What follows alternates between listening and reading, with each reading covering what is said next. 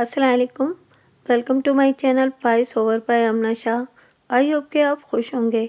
कहानी शुरू करने से पहले आपसे रिक्वेस्ट है कि अगर आपको मेरा कंटेंट पसंद आता है तो प्लीज़ मेरे चैनल को सब्सक्राइब करें।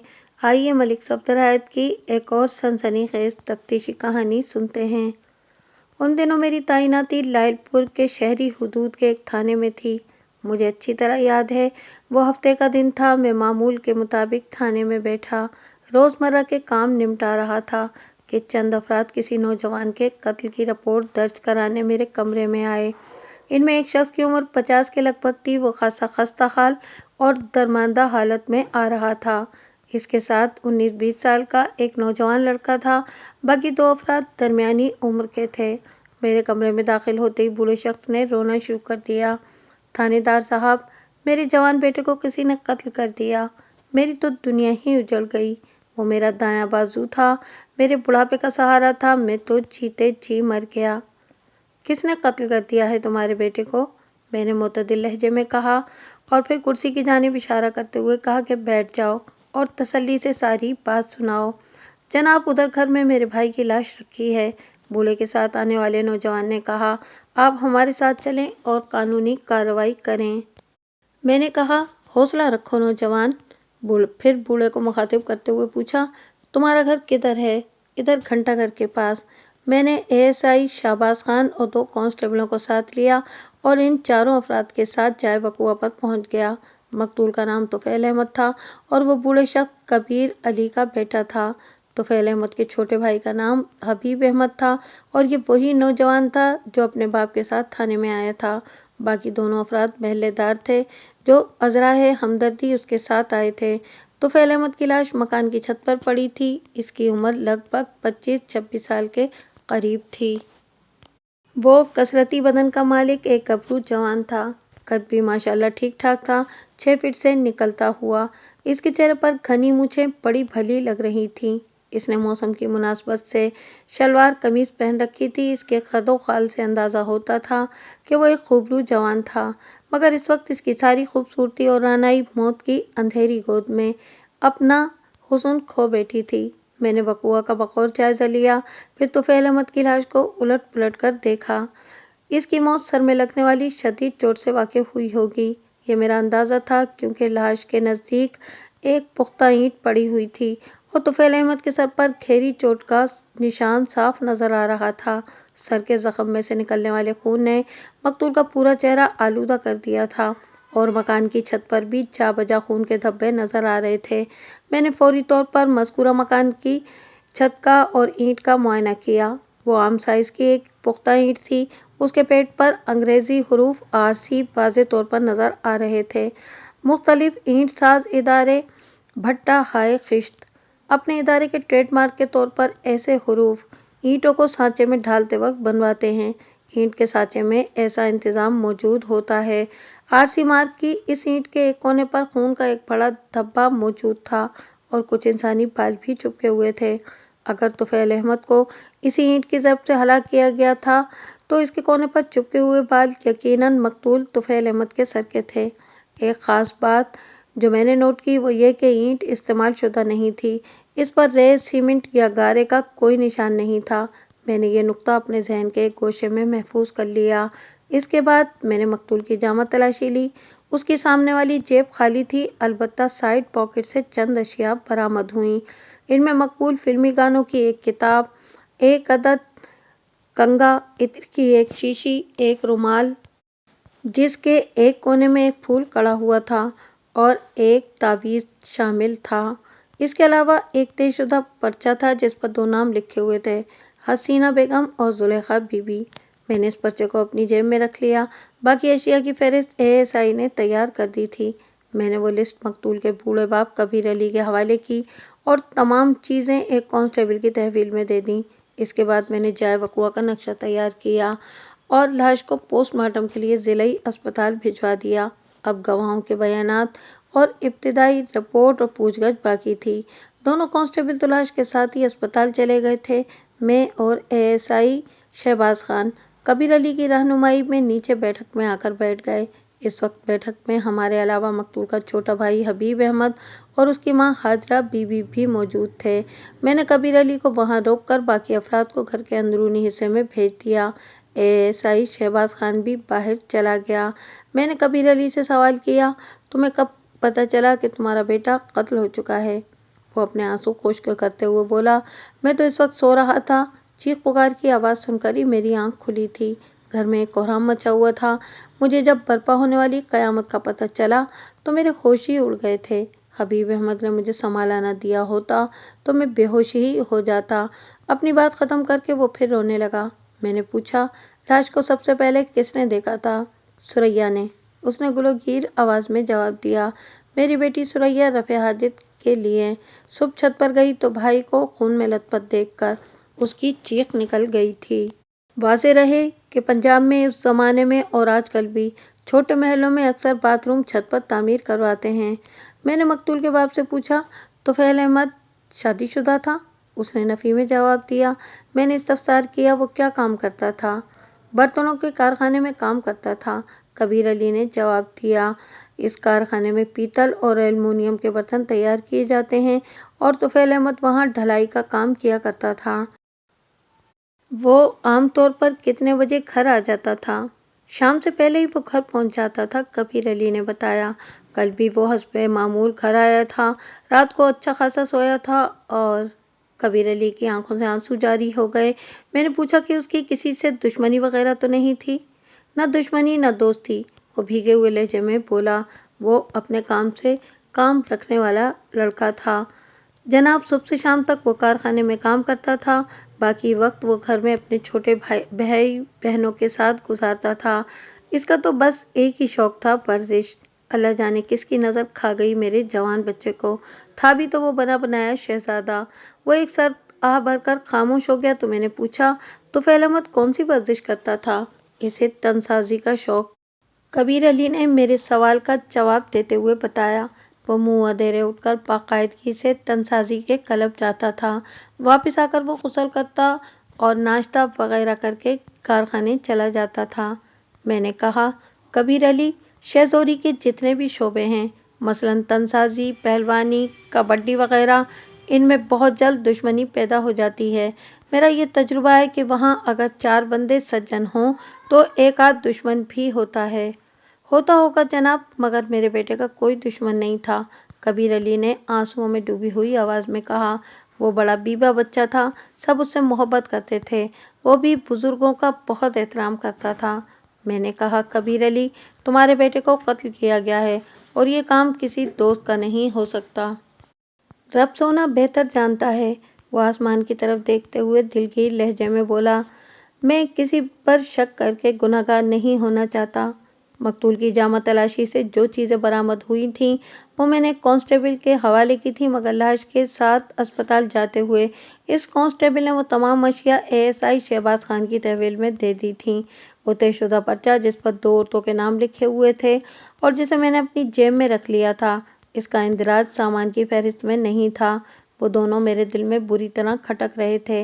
मैंने कबीर अली से पूछा, देखो कबीर अली, तुम्हारा जवान बेटा कत्ल हुआ है। मैं तुम्हारे दुख में बराबर का शरीक हूँ। मैं तुम्हारे बेटे को तो वापस नहीं ला सकता, अलबत्ता अगर तुम मुझसे ताउन करो तो मैं तुफैल अहमद के कातिल को गिरफ्तार करके इसे करारे वाकई सज़ा दिलवाने का तुमसे वादा करता हूँ। बोलो, कानून से ताउन करोगे? मैं हर किस्म के ताउन के लिए तैयार हूँ थानेदार साहब। मैं चंद लम्हों तक खामोश नज़रों से उसे देखता रहा, फिर सनसनीखेज लहजे में पूछा, तुफैल अहमद का कहीं कोई चक्कर तो नहीं था? कैसा चक्कर जनाब? उसने हैरत आमेज लहजे में पूछा। मेरा मतलब है कोई इश्क वगैरह का चक्कर। मैंने अपनी बात की वजाहत करते हुए कहा, वो किसी लड़की को पसंद करता था? कबीर अली के चेहरे पर तजब्जुब के आसार नजर आए। मुझे ऐसा महसूस हुआ जैसे वो कुछ कहना चाहता हो मगर इसे छुपाना भी चाहता हो। इसे कश्मकश में मुब्तला देखकर मैंने नर्म लहजे में कहा, तुमने पुलिस से ताउन का वादा किया है कबीर अली। हमारे लिए एक मामूली और बज़ाहिर गैर अहम बात भी बहुत कारामद साबित होती है।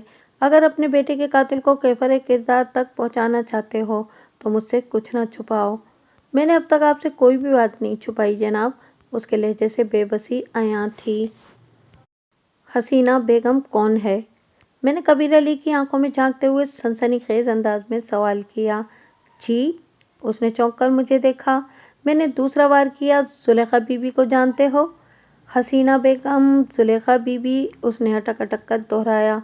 अगर तुमने झूठ बोलने की कोशिश की तो मुझसे किसी भलाई या ताउन की उम्मीद ना रखना कबीर अली, मैंने ठोस लहजे में कहा। मुझे यकीन था कि इन दोनों औरतों का तुफैल अहमद के कत्ल से बिलावास्ता या बिलवास्ता कोई न कोई ताल्लुक जरूर था। कबीर अली ने कहा, हसीना बेगम तो हमारे ग्वांडी रहीमुद्दीन की बीवी का नाम है। जुलेखा बीवी नाम की किसी औरत से मैं वाकिफ नहीं हूँ। उसके लहजे में कोई ऐसी बात ज़रूर थी कि मुझे लगा कि वो झूठ बोल रहा है। मैंने जुलेखा बीवी के जिक्र को मौकूफ़ करके हसीना बेगम के बारे में पूछा। हसीना बेगम कैसी औरत है? हमारे साथ तो बहुत अच्छी है। मैंने एक फौरी ख्याल के तहत सवाल किया। हसीना बेगम के कितने बच्चे हैं? 2, कबीर अली ने जवाब दिया। एक बेटा और एक बेटी। बेटा बड़ा है, उसका नाम सुल्तान है। सुल्तान से छोटी सलमा है और सलमा की उम्र 18-19 साल होगी। अब बात कुछ कुछ खुलती जा रही थी। मैंने पूछा, कबीर अली, तुमने बताया था कि मकतूल गैर शादीशुदा था, क्या इसकी कहीं मंगनी वगैरह हुई थी? मैंने अपनी बहन के घर इसकी शादी की बात तो चलाई थी। जमीला तुफैल के लिए नहायत ही मौजू लड़की थी, मगर उसने मेरी बात नहीं मानी और इस रिश्ते से साफ इनकार कर दिया, वरना इस साल में इसकी मंगनी तो कर ही देता। क्या वो अपनी पसंद की शादी करना चाहता था? अल्लाह जाने जी, वो शकस्ता लहजे में बोला। मुझसे तो इसने ऐसी कोई बात नहीं की थी। मुझे अंदाज़ा हो गया कि कबीर अली से कोई काम की बात मालूम नहीं हो सकेगी। मैंने 2-4 रस्मी सवालात के बाद इसे बैठक से बाहर भेज दिया और उसकी बेटी सुरैया को अंदर बुला लिया। लाश को सबसे पहले सुरैया ही ने देखा था। सुरैया 14-15 साल की एक थान-पान सी लड़की थी। इस वक्त वो खासी घबराई हुई थी। उसके चेहरे को देखकर महसूस होता था कि वो अभी रोना शुरू कर देगी। मैं थोड़ी देर तक उसे पुचकारता रहा। वो हबीब अहमद से छोटी थी और 10वीं जमात की तालबा थी। सुरैया से छोटी एक और बहन नबीला भी थी, जिसकी उम्र 12 साल थी। सुरैया के औसान बहाल हुए तो मैंने पूछा, सुरैया बेटी, तुम जब आज सुबह छत पर गई तो तुमने वहां क्या देखा? वो ठहर ठहर कर बताने लगी। मैं बेदार होते ही सबसे पहले बाथरूम में जाती हूँ। आज भी जब मेरी आंख खुली तो मैंने हस्बे मामूल छत का रुख किया। फिर भाई तुफैल की लाश देखकर मैं चीखने लगी। तुम्हें कैसे अंदाजा हुआ कि तुफैल मर चुका था? मैंने पूछा। क्या तुमने उसे छू कर देखा था? वो बोली, मैंने अजीब से अंदाज में भाई को छत पर पड़े हुए देखा तो चौंक गई। ऐसा पहले कभी नहीं हुआ था। मुझे तशवीश हुई तो मैं उसके करीब चली गई। उसी वक्त भाई के सर से निकलने वाले खून पर मेरी नज़र पड़ी तो मैं बौखला गई। इसके करीब छत पर खून के धब्बे भी पड़े हुए थे। इसके बाद ही मैंने सीढ़ियों की जानिब दौड़ लगा दी और नीचे आकर सबको जगा दिया। उसने बात ख़त्म की तो मैंने पूछा, जब तुम बेदार होने के बाद ऊपर छत पर गई थी तो क्या उस वक्त घर के बाकी अफराद सो रहे थे? जी हाँ, उसने सर को इस बात में जुम्बिश दी। मैं ही सबसे पहले उठती हूँ। उमूमन अजानों के साथ ही मेरी आंख खुल जाती है। अम्मा तो अब बूढ़ी हो गई हैं और बीमार भी रहती हैं, इसलिए घर का बेशतर काम मैं ही करती हूँ। दूसरों के जागने से पहले मैं नाश्ता वगैरह तैयार कर देती हूँ। तुमने बताया है कि जब तुम छत पर पहुंची तो तुमने भाई तुफैल अहमद को अजीब अंदाज में छत पर लेटे हुए देखा था। तुमने कैसे अंदाज़ा लगाया कि वो तुम्हारा भाई तुफैल ही था, जबकि अजानों के वक्त अच्छा खासा अंधेरा होता है और तुम नींद से बेदार होने के सबब पूरी तरह होशो हवास में भी नहीं थी? सुरैया ने बताया, मैंने भाई को उनके कपड़ों से पहचाना था और फिर मैंने छत का मुआयना करने से पहले छत का बल्ब जला लिया था। इस बल्ब का बटन सीढ़ियों के पास ही है। रात में या सुबह अंधेरे में अगर किसी को छत पर जाना होता है तो वो सीढ़ियों पर कदम रखते ही बल्ब ज़रूर जला लेता है। मैंने पूछा, तुमने अपने भाई की लाश को देखा और चीखना चिल्लाना शुरू कर दिया। इस वक्त तुमने छत पर कोई गैर मामूली बात महसूस की? उसने उलझन आमेज नज़रों से मेरी जानिब देखा। मैंने उसकी मुश्किल हल करते हुए कहा, मेरा मतलब है कि तुमने वहाँ किसी शख्स को देखा, अपनी छत पर या आसपास की किसी छत पर, किसी मर्द या औरत को, या किसी का हैवला वगैरह या कोई और गैर मामूली बात? नहीं जनाब, मैंने इस तरफ ध्यान नहीं दिया। तुमने बताया है कि घर में तुम सबसे पहले बेदार होती हो। मैंने नहायत ही नर्म लहजे में दरियाफ्त किया। ज़रा अच्छी तरह सोचकर बताओ कि आज भी तुम ही पहले बेदार हुई थी? वो शायद मेरे सवाल को समझ नहीं पाई थी या कोई और बात थी। जवाब देने से पहले उसने चंद लम्हे सोचा और फिर बोली, ظاہر ہے آج بھی سب سے پہلے میں ہی اٹھی تھی۔ جب تم اٹھ کر چھت کی طرف جا رہی تھیں تو کیا طفیل احمد اپنے بستر پر موجود تھا؟ وہ بیٹھک میں سوتا ہے، وہ جلدی سے بولی۔ بیٹھک کا ایک دروازہ باہر گلی میں کھلتا ہے، وہ دیکھیں۔ اس نے بیرونی دروازے کی جانب اشارہ کیا۔ وہ صبح ورزش کرنے جاتا ہے اور میرے اٹھنے کے بعد ہی وہ گھر سے نکلتا ہے، بلکہ میں ہی اسے جگاتی ہوں۔ ایک لمحے کو رک کر اس نے بتایا، جب طفیل بھائی چلا جاتا ہے تو یہیں بیٹھک کے دروازے کو اندر سے میں کنڈی لگا دیتی ہوں، اس طرح باقی افراد کی نیند خراب نہیں ہوتی۔ میں نے اچانک سوال کیا، تمہارا بھائی کسی لڑکی سے محبت کرتا تھا؟ جی؟ اس نے چونک کر مجھے دیکھا۔ میں نے جلدی سے کہا، تمہارے باپ نے مجھے بتایا ہے کہ وہ طفیل کی شادی تمہاری پھوپھی کی لڑکی جمیلہ سے کرنا چاہتا تھا، مگر طفیل نے انکار کر دیا۔ ظاہر ہے اس انکار کی کوئی نہ کوئی وجہ تو ہوگی، یا تو وہ جمیلہ کو ناپسند کرتا ہوگا یا پھر کسی اور لڑکی کو پسند کرتا ہوگا۔ جمیلہ باجی تو بہت اچھی ہیں، پھر طفیل کسی دوسری لڑکی کو چاہتا ہوگا۔ وہ الجھے ہوئے لہجے میں بولی، آپ یہ سب کیوں پوچھ رہے ہیں؟ دیکھو بیٹی، میں نے شفقت آمیز لہجے میں کہا، تمہارے بھائی کو کسی نے گہری سازش کے تحت قتل کیا ہے۔ میں اس قاتل تک پہنچنا چاہتا ہوں اور اس کے لیے ہر چھوٹی بڑی سے بڑی بات میرے علم میں ہونی چاہیے۔ میں مقتول کے ہر تعلق، ہر معاملے سے واقفیت حاصل کرنا چاہتا ہوں۔ تمہارے باپ نے بتایا ہے کہ خلیل کی کسی سے کوئی دشمنی نہیں تھی، پھر کس نے اسے بے دردی سے قتل کیا؟ طفیل بھائی تو ہیرا تھا، ابو نے آپ کو ٹھیک ہی بتایا ہے، وہ بھرائی ہوئی آواز میں بولی، کوئی ان کا دشمن نہیں تھا۔ تم نے میری بات کا جواب نہیں دیا بیٹی، میں نے محبت آمیز لہجے میں پوچھا۔ طفیل احمد کسی لڑکی کو پسند کرتا تھا؟ وہ جز بز ہو کر بولی، وہ سلمیٰ سے شادی کرنا چاہتے تھے۔ کون سلمیٰ؟ میں نے استفسار کیا۔ تمہاری پڑوسن حسینہ بیگم کی بیٹی؟ جی جی وہی، وہ سہمے ہوئے لہجے میں بولی اور پھر کہا، آپ ابو کو نہیں بتائیں گے کہ میں نے آپ کو سلمیٰ کے بارے میں کچھ بتایا ہے؟ وہ اس چکر کے بارے میں کچھ نہیں جانتے، صرف مجھے اور امی کو پتہ ہے۔ ابو کو پتہ چل گیا تو وہ ہم سے بہت ناراض ہوں گے کہ ہم نے ان سے یہ بات کیوں چھپائی۔ فکر نہ کرو، میں نے تمہارے ابو سے اس بات کا ذکر نہیں کیا، میں نے اسے اعتماد میں لیتے ہوئے کہا، تم کھل کر مجھے بتاؤ کہ ساری بات کیا ہے؟ ساری بات یہی ہے جو میں نے آپ کو بتائی ہے، ثریا نے کہا۔ بھائی طفیل احمد کو سلمیٰ پسند تھی، سلمیٰ بھی انہیں بہت چاہتی تھی، مگر سلمیٰ کی امی اس کی شادی اپنے بھانجے سے کرنا چاہتی تھی۔ امی نے حسینہ بیگم کو ایک مرتبہ ٹٹولا تھا، مگر اس نے صاف انکار کر دیا کہ وہ کسی بھی قیمت پر سلمیٰ کی شادی طفیل سے نہیں کرے گی، وہ تو اپنی بیٹی صرف اپنے بھانجے ہی کو دے گی۔ اپنی بات ختم کر کے اس نے ملتجیانہ نظروں سے مجھے دیکھا اور پھر کہا، آپ نے وعدہ کیا ہے کہ آپ یہ سب ابو کو نہیں بتائیں گے؟ میں اپنا وعدہ ضرور نبھاؤں گا، میں نے کہا اور پھر پوچھا، کیا طفیل اور سلمیٰ چھپ چھپ کر ملتے بھی تھے؟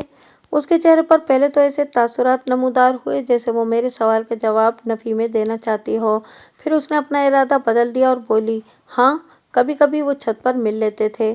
اس نے میرے شک کی تصدیق کر دی تھی۔ میں نے پوچھا، وہ دن میں ملتے تھے یا رات میں؟ زیادہ تر رات میں۔ میں نے ثریا سے مزید کوئی سوال نہیں کیا، اسے باہر بھیج کر اس کی ماں ہاجرہ بی بی کو اندر بلا لیا۔ تاہم میں نے ثریا کو بھرپور تسلی دی تھی کہ میں یہ باتیں کسی کو بھی نہیں بتاؤں گا۔ وہ مطمئن رہے اور جاتے جاتے اس سے یہ وعدہ بھی لیا تھا کہ وہ فی الحال ہمارے درمیان ہونے والی گفتگو کا کسی سے ذکر نہ کرے۔ اس نے اپنا وعدہ پورا کرنے کا مجھے یقین دلایا تھا۔ ہاجرہ بی بی 40-45 سال کی ایک نئی و نژدار عورت تھی، اگرچہ اس عمر میں بھی اکثر لوگ اچھے خاصے ہوتے ہیں، لیکن مسلسل بیماری نے ہاجرہ کا حال بے حال کر دیا تھا۔ وہ دل کی دائمی مریضہ تھی، اس سے کوئی خاص بات معلوم نہ ہو سکی، البتہ سلمیٰ کے رشتے کے حوالے سے اس نے ثریا کی بتائی ہوئی باتوں کی تصدیق کر دی تھی۔ ثریا کی طرح اس نے بھی مجھ سے وعدہ لیا تھا کہ میں ان باتوں کا کبیر علی سے تذکرہ نہ کروں۔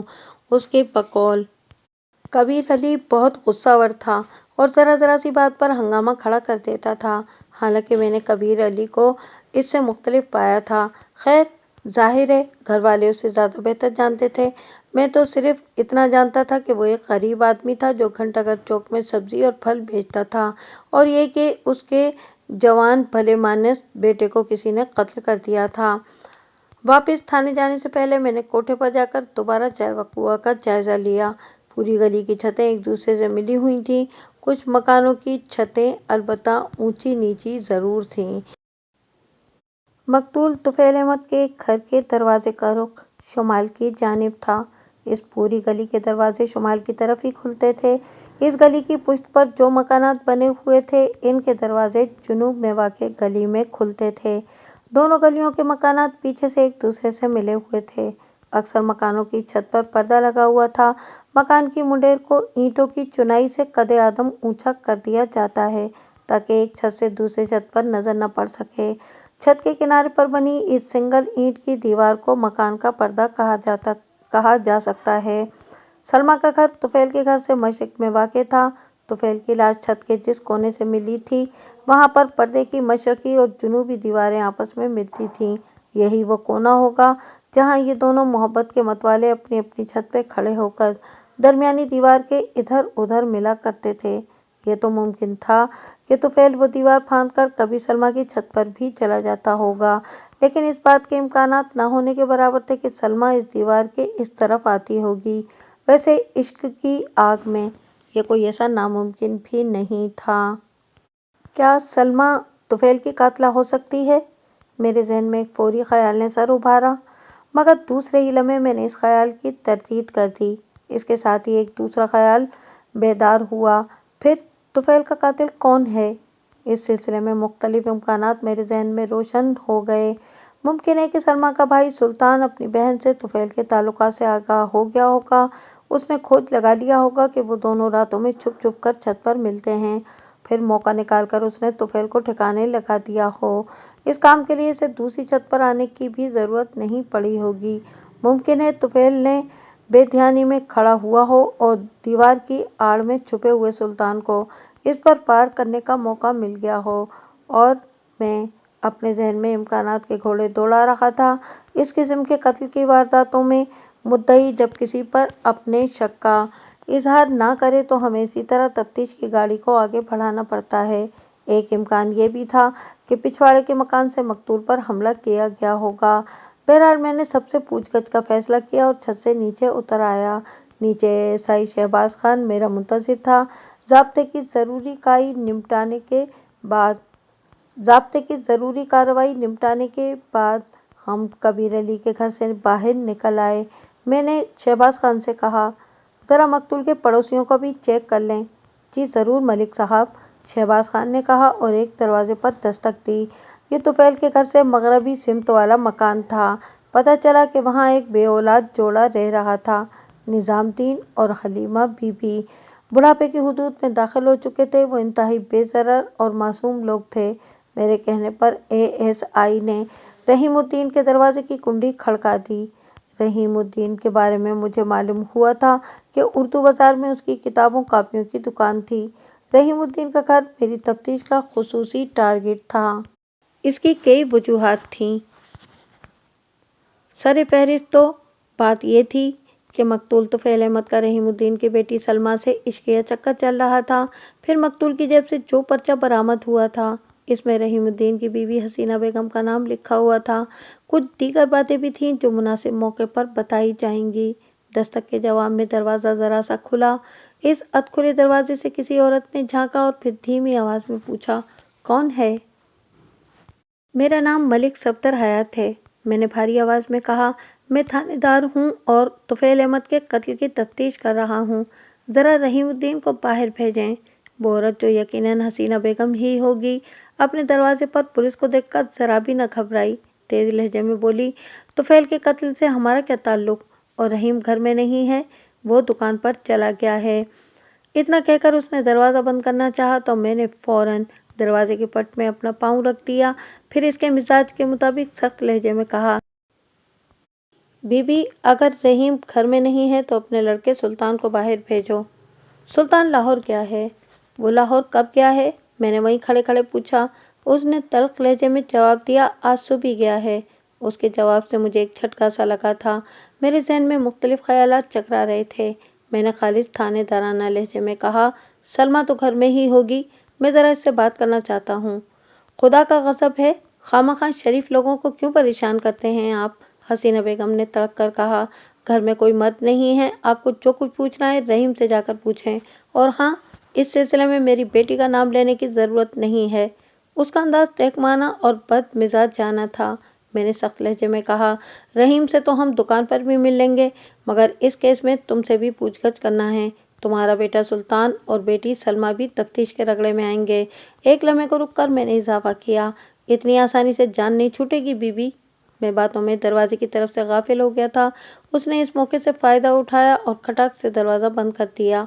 मैं चाहता तो ज़बरदस्ती भी दरवाज़ा खुलवा सकता था, मगर इस वक्त मैंने ये मुनासिब नहीं समझा। वो मुझे बता चुकी थी कि इस वक्त घर में कोई मर्द मौजूद नहीं था। इसके बात करने से भी मुझे अंदाज़ा हो गया था कि वो खासी ओखी औरत थी। मैं शहबाज खान के साथ वापस थाने आ गया। पोस्टमार्टम की रिपोर्ट आने में अभी देर थी। मैंने एएसआई मंजूर हुसैन को अपने कमरे में बुलाया। उसने आते ही मुझे सल्यूट किया। मैंने कहा कि 2 होशियार किस्म के बंदों को साथ लेके जाओ और उर्दू बाजार से रहीम दीन कुतुब फरोश को पकड़ लाओ। मंजूर हुसैन ने अपने मखसूस लहजे में कहा, ओके सर, अभी गया अभी आया जनाब। और हाँ, इसके साथ कोई ज़ोर ज़बरदस्ती नहीं करना। इसे बता देना कि बस मामूली पूछगछ के लिए बुलाया है। ऐसा ही होगा मलिक साहब। मंजूर हुसैन ने मुझे यकीन दिलाया और फिर कहा, लेकिन अगर इसने थाने आने में कोई पसोपेश किया तो इस सूरत में? मेरा ख्याल है कि इसकी नौबत नहीं आएगी। मैंने एएसआई की बात काटते हुए कहा, मुझे यकीन है कि वो थाने आने में किसी किस्म की भी मज़ाहमत नहीं करेगा। आप कह रहे हैं मलिक साहब, तो ऐसा ही होगा। उसने दोबारा सल्यूट किया और कमरे से निकल गया। मैंने मकतूल की जेब से बरामद होने वाली चीज़ों को मेज़ पर फैला लिया और बगौर एक एक को उठाकर उनका जायज़ा लेने लगा। शायद एक बात का तज़किरा करना मैं भूल गया। लाश को जिला अस्पताल भिजवाते वक्त मैंने आला कत्ल, वो कोरी निकोरी ईंट जिस पर आरसी के हरूफ बने हुए थे, को कीमियाई तज्जिये के लिए लेबॉर्ट्री भिजवा दिया था। आला कत्ल के कीमियाई तज्जिये और पोस्टमार्टम की रिपोर्ट आ जाती तो तफ्तीश में वाज़े पेशरफ्त हो सकती थी। इस वक्त कमरे में एएसआई शहबाज खान भी मौजूद था, मगर खामोशी से मेरी कार्रवाई देख रहा था। तमाम चीज़ों को बारी बारी उलट पुलट करने के बाद मैंने तावीज़ को खोलना शुरू कर दिया। वो तहशुदा एक वैसा ही तावीज़ था जैसा कि आमतौर पर होते हैं। मैंने खोलकर उसे पढ़ना शुरू कर दिया। मुख्तलिफ खानों में उर्दू हरूफ तहज्जीद दर्ज थे, कहीं कहीं उर्दू हिंद से भी नज़र आ रहे थे। ये सब कुछ तो मेरी समझ में नहीं आया, मगर तावीज़ के इख्तिताम पर जो चंद सतरी इबारत तहरीर की गई थी, इसे देखकर मैं चौंक पड़ा।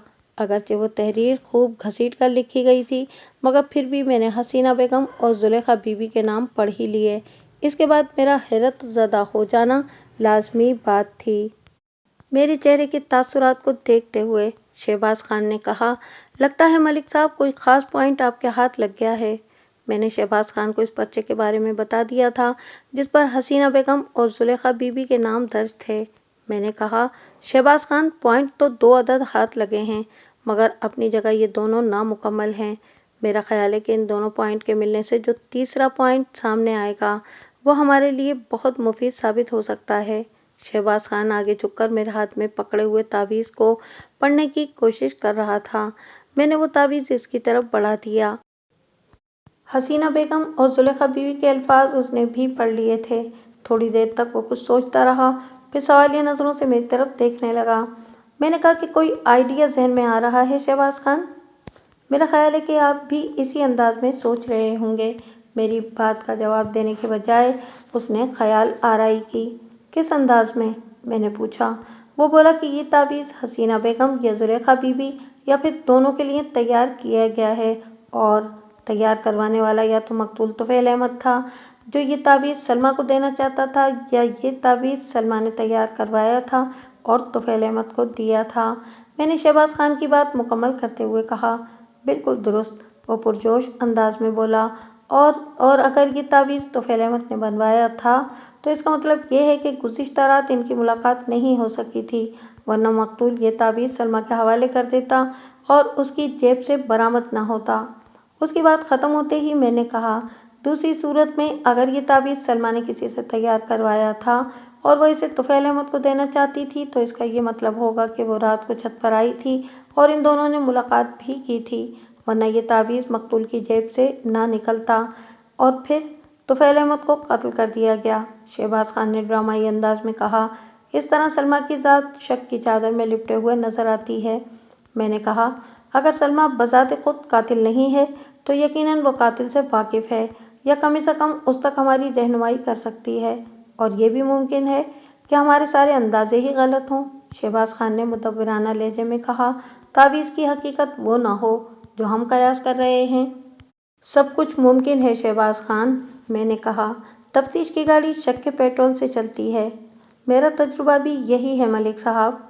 चंद लम्हात के तवक्कुफ के बाद मैंने कहा, इस इलाके में तावीज़ गंडे करने वाले लोगों से तुम वाकिफ हो? बड़ी अच्छी तरह मलिक साहब, शहबाज खान ने जवाब दिया। वैसे तो कई एक अफराद हैं और उनमें एक पीर सरमचू बहुत मशहूर है। सरमचू? मैंने हैरत अमेज़ अंदाज में उसके अल्फाज दोहराए। ये भला क्या नाम हुआ? ओ जनाब, सरमचू का मतलब नहीं पता आपको? शहबाज खान ने कहा। वो सिलाई नहीं होती जिससे आंखों में सुरमा लगाते हैं? वो तो ठीक है, मगर किसी पीर का नाम? मेरा जुमला मुकम्मल होने से पहले ही एएसआई बोल उठा। मलिक साहब, पीर सरमचू दरअसल बहुत दुबला पतला है, रंग भी उसका स्याह है। इस पर गज़ब खुदा का ये कि वो हर वक्त आंखों में गहरा सुरमा लगाए रखता है। कुछ लोग तो इसे सुरमे वाली सरकार भी कहते हैं। मेरी बीवी भी इसकी बहुत मोतक़िद है, कहती है सुरमे वाली सरकार के तावीज़ों में बड़ा असर है। ये क्या पागलपन है? अब इसे जो भी कहें मलिक साहब, औरतें और खुसूसन देहाती औरतें तावीज़ गंडों पर बहुत यकीन रखती हैं। मेरी बीवी खालिसतन देहातन है और उसका कहना है कि बच्चे डॉक्टर की दवाई से ठीक नहीं होते, मगर सुरमे वाली सरकार के एक तावीज़ से भले चंगे हो जाते हैं। अपने अपने एतक़ाद की बात है जनाब। और तुम्हारा एतक़ाद क्या है? मैंने शहबाज खान से पूछा। तुम भी पीर सरमचू को साहिब करामत समझते हो? वो धीमी हंसी हंसते हुए बोला, क्यों मजाक करते हैं जनाब, मैं इन बातों पर यकीन नहीं रखता। फिर वो एकदम संजीदा होते हुए बोला, वैसे मलिक साहब, पीर सरमचू हमारे बहुत काम आ सकता है। अगर ये तावीज़ इसका तख्लीक करता है तो वो ये भी बता सकता है कि उसने ये तावीज़ किसको दिया था और किस मकसद से दिया था। मैं भी इन्हीं खतूत पर सोच रहा हूँ, मैंने गंभीर लहजे में कहा। कल हम दोनों पीर सरमचू के दीदार को जाएंगे। शहबाज खान जल्दी से बोला, वो इतवार को बाकायदगी से छुट्टी करता है। बड़ा कायदे करीने वाला पीर है भाई, मैंने कहा। ऐसा है तो आज रात ही इससे मुलाकात कर लेते हैं। हाँ, ये ठीक रहेगा। इसी वक्त एएसआई मंजूर हुसैन ने आकर इतला दी कि रहीमुद्दीन कुतुब फरोश हाजिर है। मैंने फौरन रहीमुद्दीन को अंदर कमरे में बुला लिया। साथ ही मैंने शहबाज खान को तखलिए का इशारा कर दिया।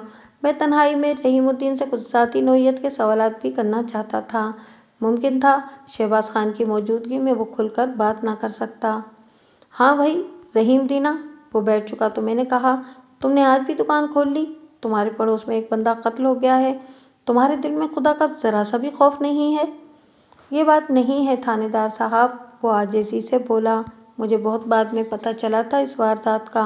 मैं तो हस्बे मामूल दुकान पर आ गया था, यहीं पर मुझे इस वाक़े की इतला मिली थी।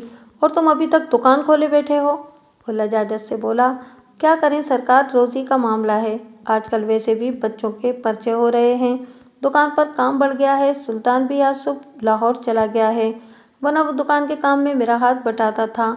आज तो मैं अकेला ही फंस गया हूँ। मैंने पूछा, सुल्तान सुबह सुबह लाहौर किस काम से चला गया था? सुल्तान मेरी नज़र में मशकूक अफराद की लिस्ट में था। ऐन वारदात के रोज़ उसका दूसरे शहर चला जाना गैर मामूली बात थी।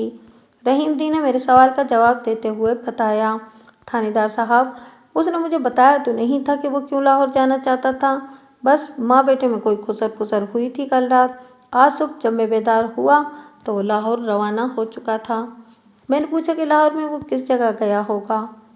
अछरा में उसका मामा रहता है, इधर कपड़े की दुकान है उसकी, शौकत क्लॉथ हाउस। वो ज़्यादातर वहीं जाता है। आज भी वो शौकत अली के पास ही गया होगा। मैंने पुरस्कार अंदाज में पूछा, रहीम दीन, तुम्हारी बातों से लगता है कि तुम घर में रहते हुए भी घर में नहीं रहते। तुम्हारे बीवी बच्चे जो प्रोग्राम बनाते हैं इनकी तुम्हें कुछ खबर ही नहीं होती। मेरा ख्याल है कि घर में तुम्हारी घरवाली की ज़्यादा चलती है। उसने झेपी हुई नज़रों से मुझे देखा और फिर बोला, बस कुछ न पूछें थानेदार साहब, ज़्यादा गुजर चुकी, थोड़ी बाकी है, ये भी जैसे तैसे गुजर ही जाएगी। मुझे क्या चाहिए?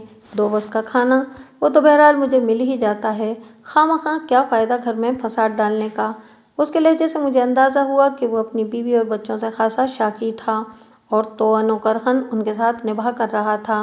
मैंने कहा, रहीम दीना, यूं आंखें बंद कर लेने से मसाइल हल नहीं होते, बल्कि और बढ़ जाते हैं। तुम्हारे आगे एक जवान बेटा और बेटी है। घर के मामला से तुम्हारी लाताल्लुकी बहुत नुकसानदेह साबित होगी। वो एक सर दाब कर बोला, सब जाएं जहन्नम में, मैंने तो सब्र कर लिया है। मैंने कहा कि मैं सुख तुम्हारे घर भी गया था, मगर तुम्हारी बीवी ने सीधे मुंह बात ही नहीं की। कानून के साथ ताउन करने के बजाय उल्टा आंखें दिखाने लगी। वो बोला, वो मुझसे सीधे मुंह बात नहीं करती, आपसे क्या करेगी? मैंने अचानक पूछा, ये जुलेखा बीवी कौन है? जुलेखा बीवी तो मेरी सास का नाम है, उसने जवाब दिया। फिर सवालिया नज़रों से मुझे तकने लगा। मैंने अपनी मेज़ की दराज से वो पर्चा निकाल कर उसके सामने कर दिया, जिस पर हसीना बेगम और जुलेखा बीवी के नाम लिखे हुए थे। इसने वो पर्चा पढ़ा। मैंने पूछा कि तुम पहचान गए हो ये तहरीर किसकी है? उसने एक मरतबा फिर बगौर पर्चे का जायज़ा लिया और फिर जवाब दिया, ये मेरी बेटी सलमा की तहरीर है। एक लम्हे के तवक्कुफ से उसने सवाल किया, आपको ये पर्चा कहाँ से मिला है? मकतूल की जेब से, मैंने सनसनाती हुई आवाज़ में जवाब दिया। मकतूल की जेब से? उसने बुड़बुड़ाने वाले अंदाज में मेरे अल्फाज दोहराए और फिर हिरासा नज़रों से मुझे देखने लगा। मैंने कहा, रहीमुद्दीन, तुम मुझे खासे माकूल आदमी नज़र आते हो। मुझे उम्मीद है कि तुम मुझसे झूठ नहीं बोलोगे, बल्कि हर किस्म का ताउन करोगे। उसने उलझे हुए लहजे में कहा, मेरी तो कुछ समझ में नहीं आ रहा, आप क्या कह रहे हैं? मैं अभी सब कुछ तुम्हें समझा देता हूँ, मैंने तसल्ली आमेज़ अंदाज में कहा। मकतूल की जामा तलाशी से तुम्हारी बेटी सलमा की ये तहरीर बरामद हुई है। तुम इस तहरीर की तस्दीक भी कर चुके हो। इससे जाहिर होता है कि सलमा से मकतूल का कोई न कोई ताल्लुक ज़रूरी था। इसलिए सलमा ने अपनी माँ और नानी का नाम लिखकर मकतूल को दिया था। और मैंने वो तावीज़ भी खोलकर रहीमुद्दीन के सामने कर दिया और एक सतर की जानिब इशारा करते हुए कहा, ये देखो, यहाँ भी तुम्हारी बीवी और तुम्हारी सास का नाम लिखा हुआ है। उसने तशवीश भरी नज़रों से तावीज़ की मज़कूरा सतर को पढ़ा। मैंने कहा, ये बात तो तुम भी जानते होगे कि तावीज़ गंडे करने वाले अमूमन माँ के नाम का सहारा लेते हैं, और इस तावीज़ से ज़ाहिर होता है कि तुम्हारी बीवी के लिए तैयार किया गया है, क्योंकि यहाँ वाज़े तौर पर हसीना बेगम और उसकी माँ जुलेखा बीवी का नाम मौजूद है। एक लम्हे के तवक्कुफ से मैंने ड्रामाई अंदाज में कहा, और ये तावीज़ भी हमें मकतूल की जेब से मिला है। रहीमुद्दीन ऐसी नज़रों से मुझे देखने लगा जैसे मैं किसी और सैयारे की मखलूक हूँ। मैंने गंभीर आवाज़ में कहा, अब क्या कहते हो रहीमुद्दीन? उसकी गर्दन झुक गई। काफ़ी देर तक वो सर झुकाए खामोश बैठा रहा। फिर शर्मिंदगी आमेज़ लहजे में सिर्फ इतना कहा, अगर हसीना ने मेरी बात मान ली होती तो शायद मुझे ये दिन न देखना पड़ते। काश इससे पहले मुझे मौत आ गई होती। मेरे मज़ीद कुरेदने पर उसने बताया कि उसकी बेटी सलमा और मकतूल तुफ़ैल मोहम्मद के दरमियान मोहब्बत की हांडी पक रही थी। इसे जब इन मामलात का पता चला तो उसने बीवी से कहा कि वो बेटी को कंट्रोल करे। हसीना ने कोशिश भी की और सलमा को बावर कराया कि उसकी शादी अगर होगी तो हसीना के भांजे ही से होगी। वो अपनी बहन को ज़बान दे चुकी है, मगर सलमा अपने खालाजाद को सख्त नापसंद करती थी और उसकी सूरत तक देखने की रवादार नहीं थी। सलमा पर जब घर में सख्तियाँ होने लगीं तो उसने तुफ़ैल को इन हालात से आगाह कर दिया। चुनाचे तुफ़ैल अहमद ने अपनी माँ हाजरा बीवी को सलमा की माँ के पास रिश्ते की बात करने भेज दिया। सलमा ने सख्ती से इस रिश्ते की मुखालफत की और मकतूल की माँ को साफ साफ बता दिया कि वो इस तरफ से मुंह धो के रखे। रहीमुद्दीन को जब पता चला कि तुफ़ैल अहमद ने रिश्ते के लिए बाकायदा अपनी माँ को भेजा है तो उसने इत्मीनान की सांस ली थी। वो तुफ़ैल और सलमा के रिश्ते का मुखालिफ नहीं था। उसकी नज़र में तुफ़ैल एक इंतहाई शरीफ, खुश इखलाक और कमाऊ लड़का था। वो इसे हर लिहाज से सलमा के काबिल समझता था। उसे उनकी मुलाकातों और मोहब्बत के तरीक़ाकार से इख्तिलाफ था। इसके ख्याल में ये बदनामी और रुसवाई वाली बात थी। सीधे और मुस्तहसन तरीके से इनकी शादी हो जाती तो रहीमुद्दीन को कोई एतराज़ नहीं था, लेकिन इस मरहले पर हसीना बेगम ने इसके ख्याल की भरपूर मुखालफत की। इसकी सुई एक ही जगह पर अटकी हुई थी। सलमा की शादी होगी तो उसकी बहन सफीना बेगम के बेटे मूसा खान से होगी, वरना वो पता नहीं क्या क्या कर डालेगी, वगैरह वगैरह। रहीमुद्दीन अपना दुखड़ा बयान कर चुका तो मैंने कहा, तुम्हारे ख्याल में तुफ़ैल अहमद का कातिल कौन हो सकता है? मैं कुछ नहीं जानता जनाब, वो गुलूगीर आवाज़ में बोला। मैंने कहा, रहीमुद्दीन, हालात व वाक़ियात और शवाहिद इस बात की तरफ इशारा करते हैं कि तुम्हारी बेटी اس قتل کے بارے میں بہت کچھ جانتی ہوگی۔ ایک لمحے کے لیے خاموش رہ کر میں نے اس کی آنکھوں میں جھانکا، پھر ٹھوس لہجے میں کہا، اور تمہارا بیٹا سلطان بھی میری نظروں میں مشکوک ہے۔ وہ جلدی سے بولا، سلطان ایسا لڑکا نہیں ہے جناب، کوئی بھی غیرت مند بھائی ایسا قدم اٹھا سکتا ہے۔ رحیم الدین میرا بیٹا قتل نہیں کر سکتا تھانے دار صاحب، وہ روحانسے لہجے میں بولا، آپ کو غلط فہمی ہو رہی ہے۔ میں نے کہا، اس کا پتہ بھی چل جائے گا، ذرا وہ لاہور سے واپس تو آ جائے۔ پھر میں نے اضافہ کیا، تمہاری بیٹی سلمیٰ سے بھی ایک ملاقات ضروری ہے، تم مجھے بتاؤ کہ یہ ملاقات گھر میں ہو سکتی ہے یا اسے بھی تھانے بلوانا پڑے گا؟ جناب میں عزت دار غریب آدمی ہوں، آپ سلمیٰ کو تھانے نہ بلوائیں، میں تو جیتے جی مر جاؤں گا۔ میں نے کہا کہ کل اتوار ہے، چھٹی کا دن ہے، تمہاری دکان بند ہوگی اور تم گھر میں رہو گے، میں کل سلمیٰ کا بیان لینے تمہارے گھر آ رہا ہوں۔ ست بسم اللہ جناب، اور تمہارا بیٹا جیسے ہی لاہور سے واپس آئے اسے سیدھے تھانے بھیجنا۔ جی تھانے دار صاحب، میں ایسا ہی کروں گا، وہ گھگھیا کر بولا۔ میں نے سرزنش بھرے انداز میں کہا، جب تک طفیل احمد کا قاتل پولیس کی گرفت میں نہیں آ جاتا تم یا تمہارے گھر کا کوئی بھی فرد علاقے سے باہر نہیں جائے گا۔ مائی باپ آپ فکر ہی نہ کریں، جو آپ کا حکم۔ دو چار مزید سوالات کے بعد میں نے اسے جانے دیا۔ ہفتے کی شام چند ناگزیر وجوہات کی بنا پر ہم پیر سرمچو عرف سرمے والی سرکار سے ملنے نہ جا سکے۔ دوسرے دن اتوار تھا، اس روز سرکاری چھٹی تھی اور سرمے والی سرکار خاصی سرکاری واقع ہوئے تھے۔ پیر کی صبح ہم وہاں جانے کا ارادہ کر ہی رہے تھے کہ پوسٹ مارٹم کی رپورٹ آ گئی، اس کے ساتھ ہی آلۂ قتل کے کیمیائی تجزیے کی رپورٹ بھی منسلک تھی۔ میں نے رپورٹ کو کھول کر پڑھا۔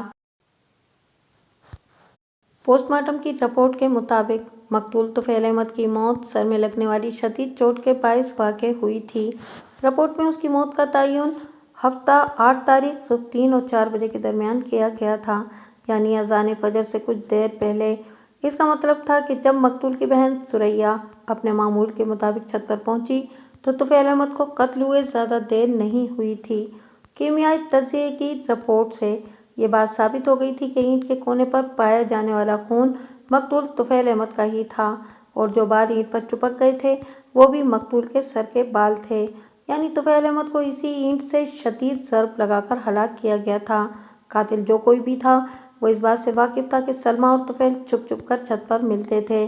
یہ بات بھی ظاہر ہے کہ قاتل کو ان دونوں کی یہ ملاقاتیں پسند نہیں تھیں، اس لیے وہ موقع کی طاق میں رہا، پھر موقع ملتے ہی اس نے کام کر دکھایا۔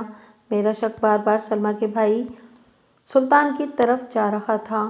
وہ ماں کا حمایتی تھا اور چاہتا تھا کہ سلمیٰ کی شادی موسیٰ خان ہی سے ہو۔ مجھے یہ بھی پتہ چلا تھا کہ ایک دو بار اس نے سلمیٰ پر ہاتھ بھی اٹھایا تھا، جس کی وجہ یہی تھی کہ سلمیٰ کے طفیل احمد سے مراسم تھے۔ گزشتہ روز میں سلمیٰ کا بیان لینے اس کے گھر پر گیا تھا، مگر سلمیٰ کی حالت ایسی نہیں تھی کہ اس سے سوال جواب کیے جاتے۔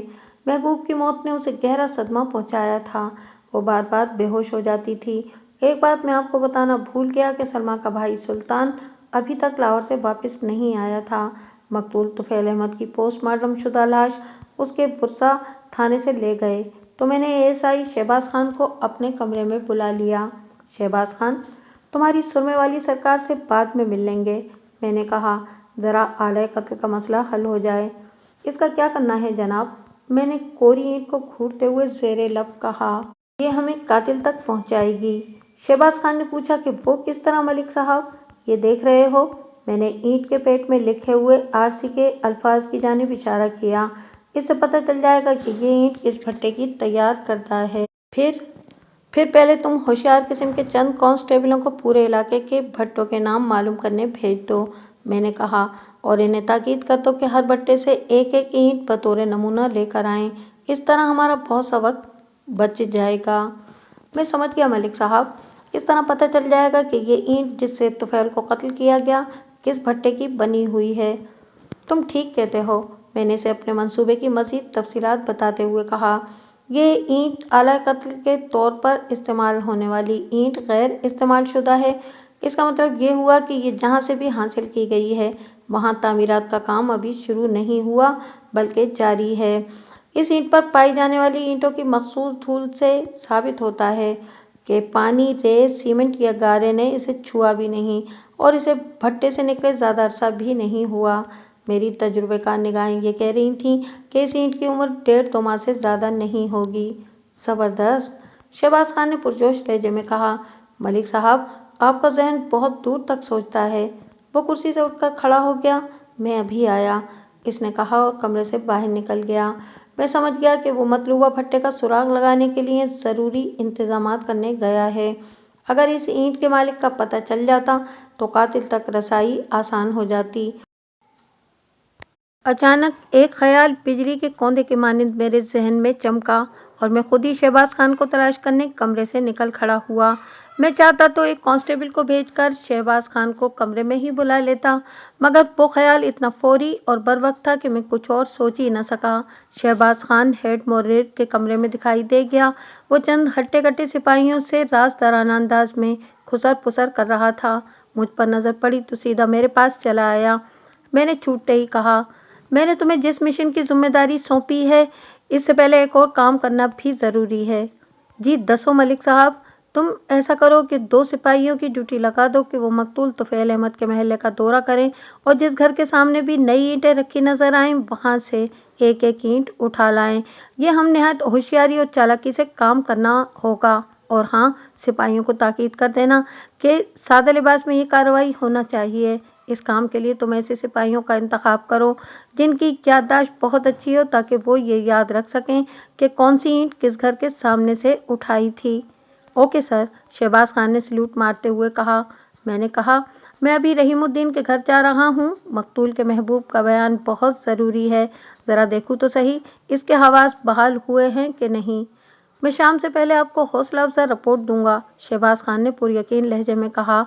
मैं इसे वहीं सिपाहियों के साथ गुफ्तशुनीद करते छोड़कर अपने कमरे में आ गया और एक कांस्टेबल को भेजकर एसआई मंजूर हुसैन को अपने पास बुला लिया। थोड़ी देर के बाद कांस्टेबल ने आकर बताया कि मंजूर हुसैन अभी आया नहीं। मुझे याद आ गया कि मंजूर हुसैन की बीवी बीमार थी।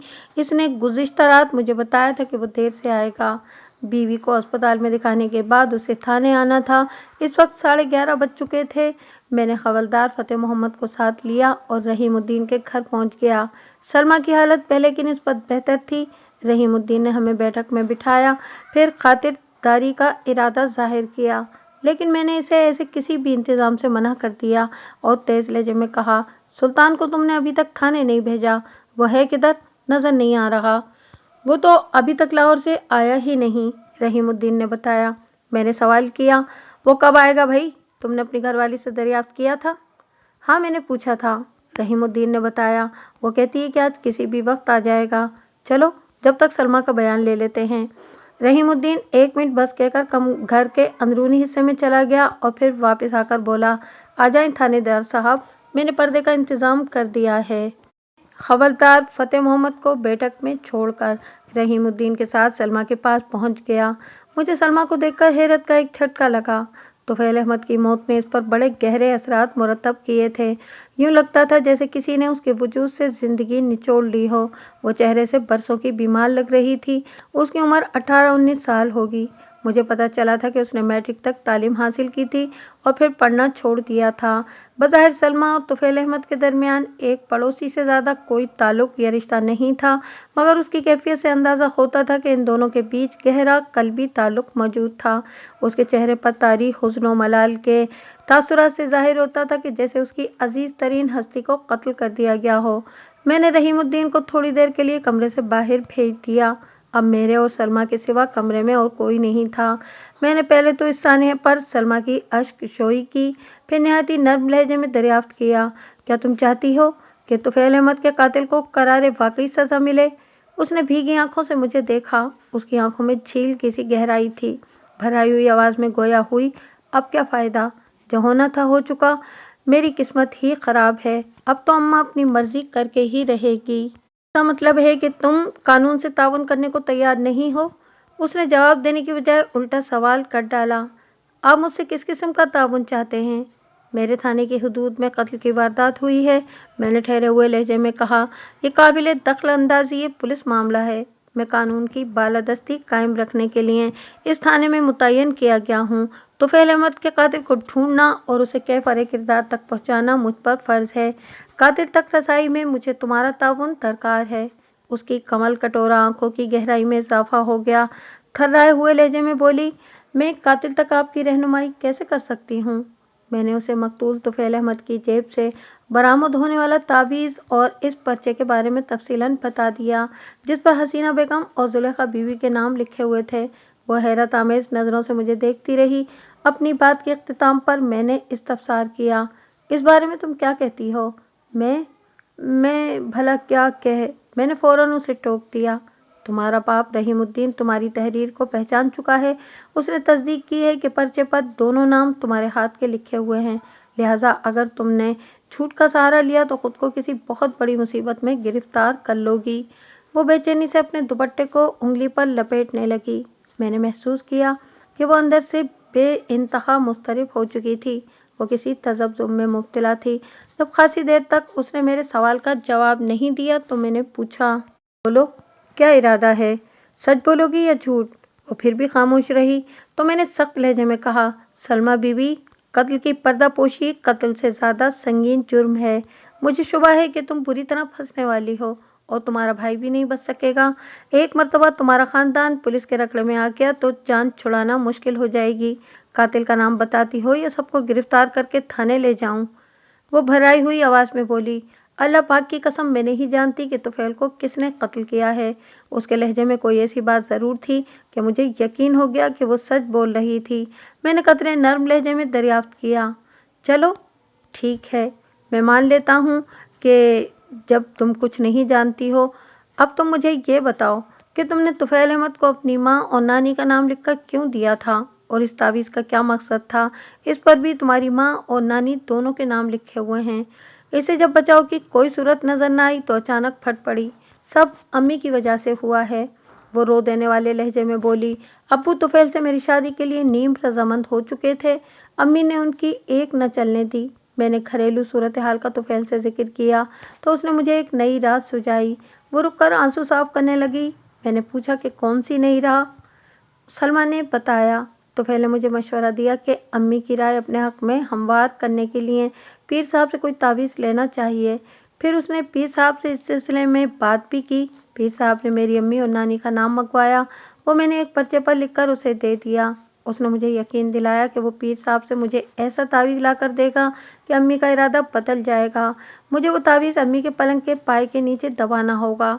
इस पुरअसर तावीज़ की करामत से अम्मी का दिल फिर जाएगा और वो हम दोनों की शादी की मुखालफत से बाज आ जाएंगी। हफ्ते की सुबह तुफैल ने वो तावीज़ मुझे देना था, मगर इस दिन इसकी आवाज़ भीग गई। वो खामोश हुई तो मैंने पूछा, इस पीर साहब का नाम सरमचू वाली सरकार तो नहीं है? जी, तुफैल ने यही नाम बताया था। वो रूंधी हुई आवाज़ में बोली, तावीज़ और नामों वाले पर्चे का मामला साफ हो गया था, मगर अभी बहुत सी बातें जवाब तलब थीं। मैंने मुशफ़िक़ाना अंदाज में पूछा, फिर क्या हुआ? मेरा मतलब है कि हफ्ते की रात क्या हुआ था? वो दुपट्टे के पल्लू से आंखें साफ करते हुए बोली, मैं कुछ नहीं जानती कि क्या हुआ। मेरी तो उस रोज़ तुफैल से मुलाकात ही नहीं हो सकी थी। मुलाकात न हो पाने की वजह? मैंने उसकी आंखों में झांकते हुए बज़ाहिर ठोस लहजे में सवाल किया, क्या तुम उस रोज़ छत पर नहीं गई थी? मुझे इसका मौका नहीं मिल सका, वो जुस्पुस होकर बोली, हालांकि मैंने कोशिश तो की थी। मौका न मिलने का सबब क्या था? सलमा ने बताया कि उस रोज़ सुल्तान को लाहौर जाना था, इसलिए वो जल्दी बेदार हो गया। सुल्तान ने पहले अपना प्रोग्राम बताया होता तो मैं तुफैल को उससे आगाह कर देती और हम इस मुलाकात को मुलतवी कर देते, मगर सुल्तान ने रात सोते वक्त बताया कि वो सुबह लाहौर चला जाएगा। अब इतना वक्त नहीं था कि मैं तुफैल को मुत्तला कर सकती। हम अमूमन सूरज तुलू होने से कबल ही मिलते थे। मैंने हजार कोशिश की कि किसी तरह सुल्तान की नज़र से बचकर छत पर जाऊं और तुफैल को कोई इशारा दे दूं, मगर मैं अपनी कोशिश में कामयाब न हो सकी। मैंने पूछा, सुल्तान कितने बजे घर से निकला था? सही वक्त का तो मुझे अंदाज़ा नहीं, लेकिन इस वक्त अभी उजाला नहीं हुआ था। फिर तुमने क्या किया? मैंने इस्तफसार किया। जब सुल्तान घर से निकल गया तो तुम छत पर जाकर तुफैल से तावीज़ क्यों नहीं ले आई? वो बोली, सुल्तान के जाते ही मैंने छत की जानिब दौड़ लगा दी थी, हालांकि मुझे मालूम नहीं था कि अब तक तुफैल वहां मौजूद होगा भी कि नहीं। वो एक लम्हे को सांस लेने के लिए बोली, हमारी मुलाकातों के लिए मखसूस वक्त गुजर चुका था। अब छत पर तुफैल के होने के इम्कानात नहीं थे, लेकिन मैंने सोचा कि देख लेने में क्या हर्ज है। फिर छत पर पहुंचकर पहले ही मेरे कदम रुक गए। मैं इस वक्त आधे सीने तय कर चुकी थी जब मुझे तुफैल के घर की छत से सुरैया की चीख सुनाई दी। मेरा दिल धक से रह गया और मैं उल्टे कदमों वापस घर में आ गई। फिर थोड़ी देर बाद शोर मच गया कि तुफैल अहमद को किसी ने छत पर कत्ल कर दिया है। आखिरी जुमला अदा करते हुए उसकी सांस बुरी तरह फूल चुकी थी। मैंने पूछा, मैंने सुना है कि सुल्तान तुफैल अहमद को सख्त नापसंद करता था। क्या मतलब है आपका? उसने चौंक कर मेरी जानिब देखा। मैंने उसके सवाल को नज़रअंदाज करते हुए पूछा, तुफैल से मेल मुलाकात की वजह से सुल्तान ने तुम्हें 1-2 बार मारा भी था। जाहिर है वो मेरा भाई है। कोई भी गैरतमंद भाई ये बात बर्दाश्त नहीं कर सकता। मैंने सलमा की आंखों में देखते हुए कहा, एक गैरतमंद भाई अपनी इज्जत की खातिर कुछ भी कर सकता है, कत्ल भी। उसकी आंखों में खौफ की परछाइयां लहराने लगीं। घबराए हुए लहजे में बोली, मेरा भाई कत्ल नहीं कर सकता। उसने तुफैल को कत्ल नहीं किया। इसका पता तो मैं चला लूंगा, जरा वो हाथ तो आ जाए, मैंने सख्त लहजे में कहा। वो मिन्नत आमेज लहजे में बोली, मैं कसम खाकर कहती हूँ कि सुल्तान ने कुछ नहीं किया। हाँ, ये बात दुरुस्त है कि वो हमारे ताल्लुकात की वजह से मुझसे नाराज रहता था। उसने मुझे राह रास्त पर लाने के लिए 1-2 बार थप्पड़ भी मारे थे, मगर वो इस हद तक नहीं जा सकता था कि वो कातिल बन जाता। आप मुझसे बड़ी से बड़ी कसम ले लें, कानून की किताब में कसमों की कोई अहमियत नहीं है। मैंने कहा, कानून सिर्फ सबूत मांगता है, सबूत। तुम्हारे पास सुल्तान की बेगुनाही का कोई सबूत है? वो अजीब से लहजे में बोली, कानून के पास मेरे भाई के कातिल होने का कोई सबूत है? मुहर्रिकात और वजूहात हैं कानून के पास। मैंने एक-एक लफ्ज़ पर जोर देते हुए कहा, सबूत भी मिल जाएगा। तो जाएं, फिर जाकर सबूत तलाश करें। मुझे खामखा क्यों परेशान कर रहे हैं? वो उकताए हुए लहजे में बोली। मैंने कहा, ये भी कर लेंगे और बहुत जल्द कर लेंगे।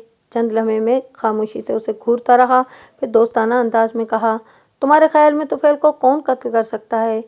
ये सवाल आप पहले भी कर चुके हैं। वो दोनों हाथों से सर को थाम कर बोली, मैंने आपको इस सवाल का जवाब भी दे दिया है। मैं अभी इसकी जान छोड़ना नहीं चाहता था। तुम्हें किस पर शक भी नहीं है? मैंने तेज लहजे में सवाल किया। नहीं, उसने सपाट लहजे में जवाब दिया। मैंने पूछा, तुफैल की किसी से दुश्मनी थी? ये जाकर उसके घर वालों से पूछें।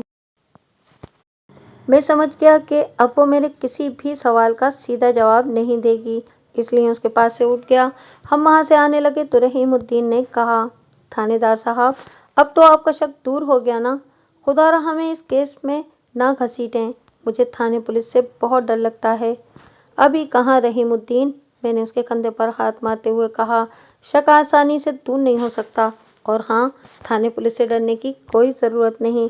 तुमने कोई जुर्म नहीं किया तो कोई तुम्हें हाथ भी नहीं लगाएगा। अलबत्ता मुजरिमों के साथ हम बहुत बुरा सलूक करते हैं, उल्टा लटकाकर चमड़ी उधेड़ देते हैं इनकी। वो मेरे लहजे की सख्ती और अल्फाज की तुंदी से लरस कर रह गया। मैंने पूछा, वो लाट साहब का बच्चा सुल्तान अभी आया नहीं लाहौर से? रहीमुद्दीन ने जवाब देने के लिए मुंह खोला ही था कि एक 23-24 साल का नौजवान घर में दाखिल हुआ। फिर घर में 2 पुलिस वालों को देखकर उसके चेहरे पर हैरत नमूदार हुई। उसने अटक अटक कर पूछा, अब्बा, क्या क्या हो गया? पुलिस? मैंने इस नौजवान का बगौर जायजा लिया। उसके नक्शो निगार रहीमुद्दीन से बहुत मिलते थे। मैंने आंखें सुकेड़ कर कहा, बरखुरदार, हम तुम्हें लेने आए हैं। अगर मेरा अंदाजा नहीं गलत तो तुम सुल्तान ही हो। ये मेरा बेटा सुल्तान ही है थानेदार साहब। रहीमुद्दीन ने मेरे ख्याल की तस्दीक कर दी। हवलदार ने सुल्तान को कॉलर से पकड़ लिया। चल ओए, आगे लग, टीपू सुल्तान की औलाद। मेरा बेटा बेकसूर है थानेदार साहब, रहीमुद्दीन ने लजाजत से कहा। तुफैल अहमद के कत्ल में इसका कोई हाथ नहीं है। तुफैल को किसी ने कत्ल कर दिया है? सुल्तान ने हैरत आमेज लहजे में चीख कर कहा। ये कब की बात है? ओए, ज्यादा एक्टिंग की जरूरत नहीं। सुल्ताना डाकू? हवलदार फतेह मोहम्मद ने उसे एक झटका देते हुए कहा। थाने चलकर सब पता लग जाएगा। सुल्तान की आंखों में नमूदार होने वाली हैरानी को मैं कोई वाज़ेह मायने न पहना सका। मुझे अदाकारी और हकीकत दोनों का बैक वक्त गुमान हुआ।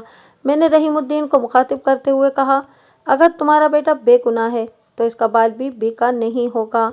दूसरी सूरत में मुझसे किसी रू रियायत की तवक्को न रखना। रहम सरकार, रहम। वो गिड़गिड़ाने लगा। इसकी माँ ये सब बर्दाश्त नहीं कर सकेगी। अब बर्दाश्त तो करना ही पड़ेगा बुजुर्गो, फतेह मोहम्मद ने मायने खेज अंदाज में कहा। हम इसे पूछगछ के लिए थाने ले जा रहे हैं, कोई फांसी लगाने देने के लिए नहीं। हम घर के बैरूनी दरवाजे से निकलने लगे तो पीछे से हसीना बेगम की आवाज़ आई। अगर मेरे बच्चे को कुछ हो गया तो मैं सबको मज़ा चखा दूंगी।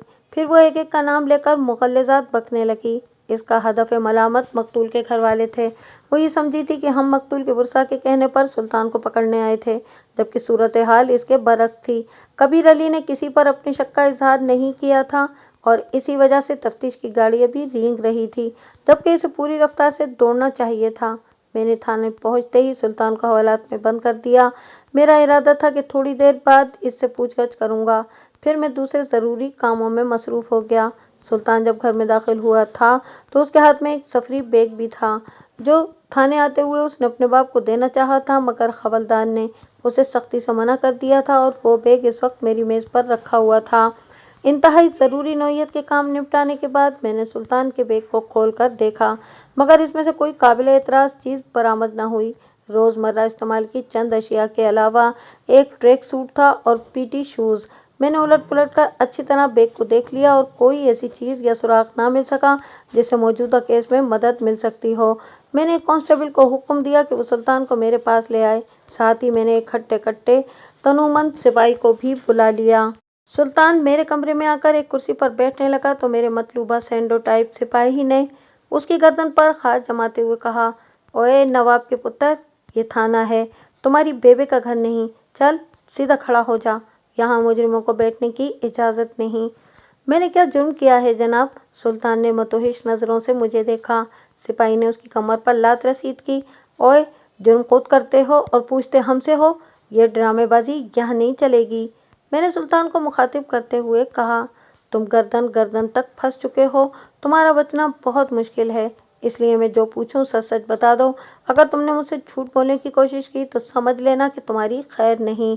फिर मैंने एक लहीम शहीम सिपाही को इशारा किया, जाबिर हुसैन, अगर ये दरो कोई से काम ले या किसी बात का उल्टा जवाब दे तो तुम गफलत न बरतना। तुसी फिक्र ही न करो मलिक साहब। वो 2 मरतबा उठक बैठक लगाकर बोला, फिर अपने बाजुओं की मछलियों पर हाथ फेरने लगा। ये किस दिन काम आएंगी? मैं कोई गफलत नहीं करूँगा, मैं पूरी तरह होशियार हूँ। आप पूछगछ का आगाज़ करें। मैंने सुल्तान से पूछा, क्या प्रोग्राम है शहजादे? खुद ही सब कुछ बताओगे या जाबिर हुसैन को हाथ पैर हिलाने पड़ेंगे? उसने खौफजदा नज़रों से जाबिर हुसैन को देखा, फिर थूक निकलकर मिनमिनाती हुई आवाज़ में मुझसे कहा, थानेदार साहब, मेरी तो कुछ समझ में नहीं आ रहा, ये सब क्या हो रहा है? मैं तो परसों अच्छा खासा यहाँ से गया था, आज वापस आया हूँ तो ये मुसीबत मेरी मुंतज़िर थी। मैंने सोचा उसको आहिस्ता आहिस्ता खींचना चाहिए। मैंने सवाल किया, परसों हफ्ते के रोज़ 8 तारीख को तुम कितने बजे घर से निकले थे? सुबह सवेरे, अभी अंधेरा ही था, उसने जवाब दिया। मैं अड्डे से निकलने वाली पहली बस से लाहौर गया था। मैंने पूछा, इतनी सुबह लाहौर जाने की क्या ज़रूरत पेश आ गई थी? वहाँ फुटबॉल का मैच था। जाबिर हुसैन ने उसे एक थप्पड़ रसीद किया। ओए फुटबॉल के घोड़े, इतनी दूर सुबह सुबह मैच देखने जाते हो? अंधेरे में कौन तुम्हारा बाप फुटबॉल खेलता है? जनाब, आपका सिपाही मुझे खामखा मार रहा है। सुल्तान ने मुल्तजी नज़रों से मुझे देखा। ये तो बहुत ज्यादती वाली बात है। आप सियाने आदमी हैं, खुद अंदाज़ा लगा लें कि लायलपुर से लाहौर पहुंचने में कितना वक्त लगता है। फिर बादामी बाग से अछरा भी काफ़ी फासले पर है, 1 घंटा तो लग ही जाता है। एक लम्हे को रुककर उसने कहा, और मैं बता दूं कि वहां मैं कोई मैच देखने नहीं गया था, बल्कि मैच खेलने गया था। यकीन ना आए तो आप मेरा बैग खोल कर देख लें, इसमें मेरे कपड़े और जूते आपको मिल जाएंगे। और मैं आपसे एक दरख्वास्त करूंगा थानेदार साहब, अपने सिपाही से कहें कि मेरी माँ को गालियां न दे, मैं बर्दाश्त नहीं करूंगा। उसका जुमला ख़त्म होने से पहले ही जाबिर हुसैन ने एक गाल पर उसके जोरदार तमाचा रसीद करा। बर्दाश्त तो तुम्हारे फरिश्ते भी करेंगे बच्चू, थाने में तो पत्थर भी बोलने लगते हैं। तुम किस खेत की मूली हो? देखिए जनाब, अब ये फरिश्तों को भी बुरा भला कह रहे हैं। सुल्तान ने शिकायती लहजे में कहा, ये तो बहुत गुनाह की बात है। सुल्तान अपनी बातों से बहुत भोला, बाल्फाज़े दीगर अहमक और बेवकूफ़ नजर आ रहा था। मैंने उसके बैग में ट्रैक सूट और पीटी शूज़ देख लिए थे। हो सकता था वो वाकई मैच खेलने गया हो, मगर मैं पूरी तरह अपनी तसल्ली करना चाहता था। मैंने जाबिर हुसैन से कहा कि अब जब तक मैं इशारा न करूं तुम हरकत में न आना, ठीक है? जाबिर हुसैन ने असबात में सर हिलाया। मैंने सुल्तान से कहा, और तुम मुझे इशारा करने का मौका फराहम नहीं करोगे, क्यों? ठीक है। सुल्तान ने मुझे यकीन दिलाया कि वो मेरे हर सवाल का मुकम्मल और दुरुस्त जवाब देगा। मैंने पूछा, तुम्हारे बाप ने बताया था कि तुम इसे बताए बगैर लाहौर चले गए थे? अगर अब्बा को बताता तो वो मुझे जाने से रोक देता। मैंने पूछा, तुमने कहाँ तक तालीम हासिल की है? वो बोला, 12 जमातें पास हूँ जनाब, सरकारी नौकरी की तलाश में दिन गिन रहा हूँ। तुमने बताया कि लाहौर में अछरा गए थे।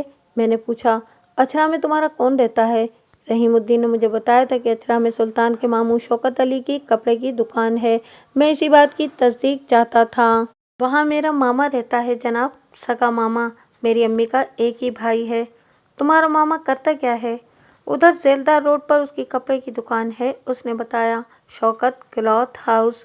मैंने उसकी आंखों में झांकते हुए कहा, ये न समझना कि तुम जो बताओगे मैं आंखें बंद करके उस पर यकीन कर लूँगा। मैं तुम्हारी बातों की तस्दीक के लिए एक पुलिस पार्टी लाहौर तुम्हारे मामे के पास भी भेजूंगा। आप जैसे चाहें तसल्ली कर लें। मैंने सवाल किया, फुटबॉल का मैच कोई इतना तवील तो होता नहीं कि तुम अब वापस आए हो। तुम अब तक वहाँ क्या कर रहे थे? मैं सिर्फ मैच खेलने नहीं गया था, उसने बताया। मेरा घूमने का भी प्रोग्राम था। कभी कभी तो घर से निकलने का मौका मिलता है, वरना अब्बा तो हर वक्त रोकता ही रहता है। मैंने पूछा, मुझे पता चला है कि तुम्हें तुफैल अहमद से शदीद नफरत थी। वो जिस किस्म की हरकतें कर रहा था, मैं इससे मोहब्बत तो कर नहीं सकता था। ये ना भूलो कि इन हरकतों में तुम्हारी बहन भी बराबर की शरीक थी। वो जज्बाती लहजे में बोला। मेरी बहन मासूम और नासमझ है, जो उसके बहकावे में आ गई थी। मैंने ज़माने की ऊंच नीच इसे अच्छी तरह समझा दी थी, मगर तुमने इस सिलसिले में इसकी पिटाई भी की थी, मैंने एक किता कलामी करते हुए कहा। वो मेरी मजबूरी थी, वो इस्तरारी लहजे में बोला। एक भाई होने के नाते मेरा ये फ़र्ज़ बनता था। मैंने अंधेरे में तीर छोड़ा। और बहन की पिटाई करते वक्त तुमने धमकी भी दी थी कि अगर सलमा ने तुफैल से मेलजोल ख़त्म ना किया तो तुम तुफैल को कत्ल कर दोगे। ये क्या कह रहे हैं जनाब? मैंने उसके सवाल को नज़रअंदाज करते हुए कहा। और फिर तुमने अपनी धमकी पर अमल भी करके दिखा दिया, क्योंकि सलमा ने तुम्हारी वार्निंग की परवाह न करते हुए तुफैल से मिलना जुलना बरकरार रखा था। तुमने तुफैल का किस्सा ही पाक कर दिया। मेरा दिमाग फट जाएगा थानेदार साहब, वो दोनों हाथों में चेहरे को छुपाते हुए बोला। मेरी ये ख्वाहिश ज़रूर थी कि अल्लाह करे तुफैल मर जाए या कहीं दूर चला जाए, ताकि मैं सुकून से रह सकूं, मेरी बहन का पीछा छूटे। मगर मैंने कभी इसे खुद कत्ल करने के बारे में भूले से भी नहीं सोचा। और अब जब वो कत्ल हो चुका है तो मुझे उसकी मौत का दुख हो रहा है। फिर वो बाकायदा रोने लगा। मैंने जाबिर हुसैन से कहा कि इसे ले जाकर हवालात में बंद कर दो, बाकी पूछगछ सुबह होगी। दूसरे इलम में जाबिर हुसैन सुल्तान को लेकर वहां से चला गया।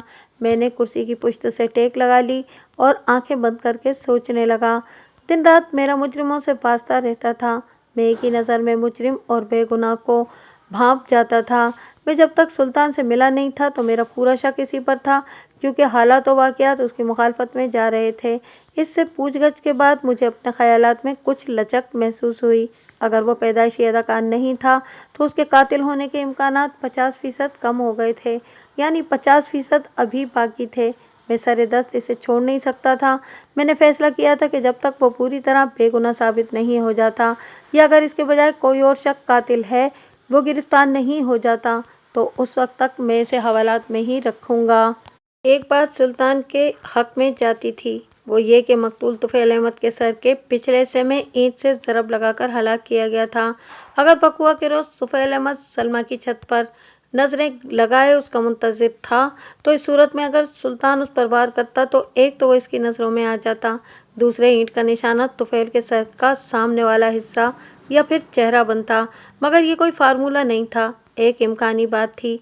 यह भी हो सकता था कि जब सुल्तान ने तुफैल के सर को निशाना बनाया हो, तुफैल उसकी जानिब पुश्त किए खड़ा हो।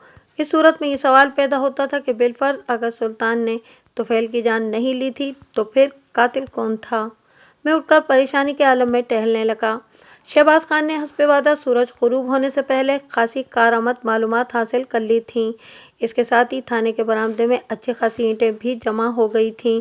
शहबाज खान के भेजे हुए सिपाहियों ने इलाके के तमाम भट्टों का तफसीली सर्वे किया था। शहबाज खान बनफ्से नफीस एक टीम के साथ था। ये मालूम हो गया था कि आला कत्ल के तौर पर इस्तेमाल होने वाली ईंट कौन से भट्टे से खरीदी गई थी। शहबाज खान ने पूरी तफसील सुनाने के बाद कहा, मलिक साहब, वो भट्टा हमारे करीब ही है, इसका नाम रियाज सेरामिक्स है, आरसी इसका मुखफ़्फ़फ है। मैंने पूछा, तुमने मालूम किया कि गुज़िश्ता 1.5-2 माह में उन्होंने किस किस को ईंटें फरोख्त की हैं? जी हाँ, मैंने बहुत कुरेद कुरेद कर पूछा था, शहबाज खान ने जवाब दिया, मगर कोई हतमी बात पता नहीं चल सकी। भट्टे के मालिक रियाज भट्टी से भी मैंने मुलाकात की थी। उसका कहना है कि रोजाना कितनी ही पार्टियां ईंटें लेकर जाती हैं, हम किसी का रिकॉर्ड नहीं रखते। फिर 1.5 माह पहले हमसे कौन कौन ईंटें खरीद कर ले गया था, ये बताना तो मुमकिन ही नहीं है। मैंने कहा, और महकमे में तुमने जिन 2 सिपाहियों को मिशन सौंपा था, इसकी क्या रिपोर्ट है? मलिक साहब, चूंकि यहाँ से नज़दीकी भट्टा रियाज सेरामिक्स है, इसलिए मकतूल तुफैल अहमद के घर के आसपास जहाँ भी ईंटें रखी नजर आईं, वो सब आरसी मार्क ही की हैं। मैं खामोश होकर कुछ सोचने लगा। थोड़ी देर बाद शहबाज खान ने चौंकने वाले लहजे में कहा, मलिक साहब, जाय बकुआ के नज़दीक तरीन पाई जाने वाली आरसी मैक ईंटें हमारी कुछ रहनुमाई कर सकती हैं। वो किस तरह? इसकी बात सुनकर मैं हमतन गोश हो गया।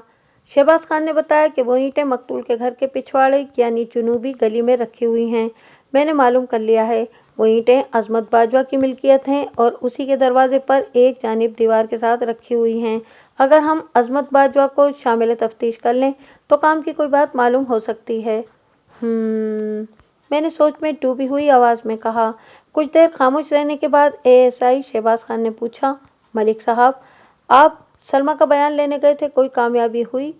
कोई खास नहीं, मैंने कहा। सुल्तान को हमने पकड़कर हवालात में बंद कर दिया है, कल उससे मजीद पूछगछ करेंगे।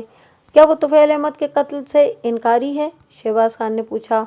हाँ, अभी तक तो इनकारी है, मैंने कहा। अलबत्ता वो तावीज़ वाला मामला साफ हो गया है। सलमा ने तस्लीम कर लिया है कि वो तावीज़ मकतूल तुफैल अहमद ने सरमचू पीर ही से बनवाया था, मगर सलमा तक ना पहुंच सका। इससे पहले ही वो कत्ल कर दिया गया। अब तो सुरमे वाली सरकार से मिलना और भी ज़रूरी हो गया है, शहबाज खान ने कुछ सोचते हुए कहा। मैंने शहबाज खान के ख्याल की तौसीक कर दी। फिर दूसरे रोज़ हम दोनों पीर सरमचू वाली यानी कि सुरमे वाली सरकार के आस्थाने पर पहुंच गए। पीर सरमचू का आस्थाना भी वैसा ही था जैसा इस किस्म के पीरों का होता है। मैंने एक बात खास तौर पर नोट की, वहाँ पर आने वाले लोगों में औरतों की अक्सरियत थी।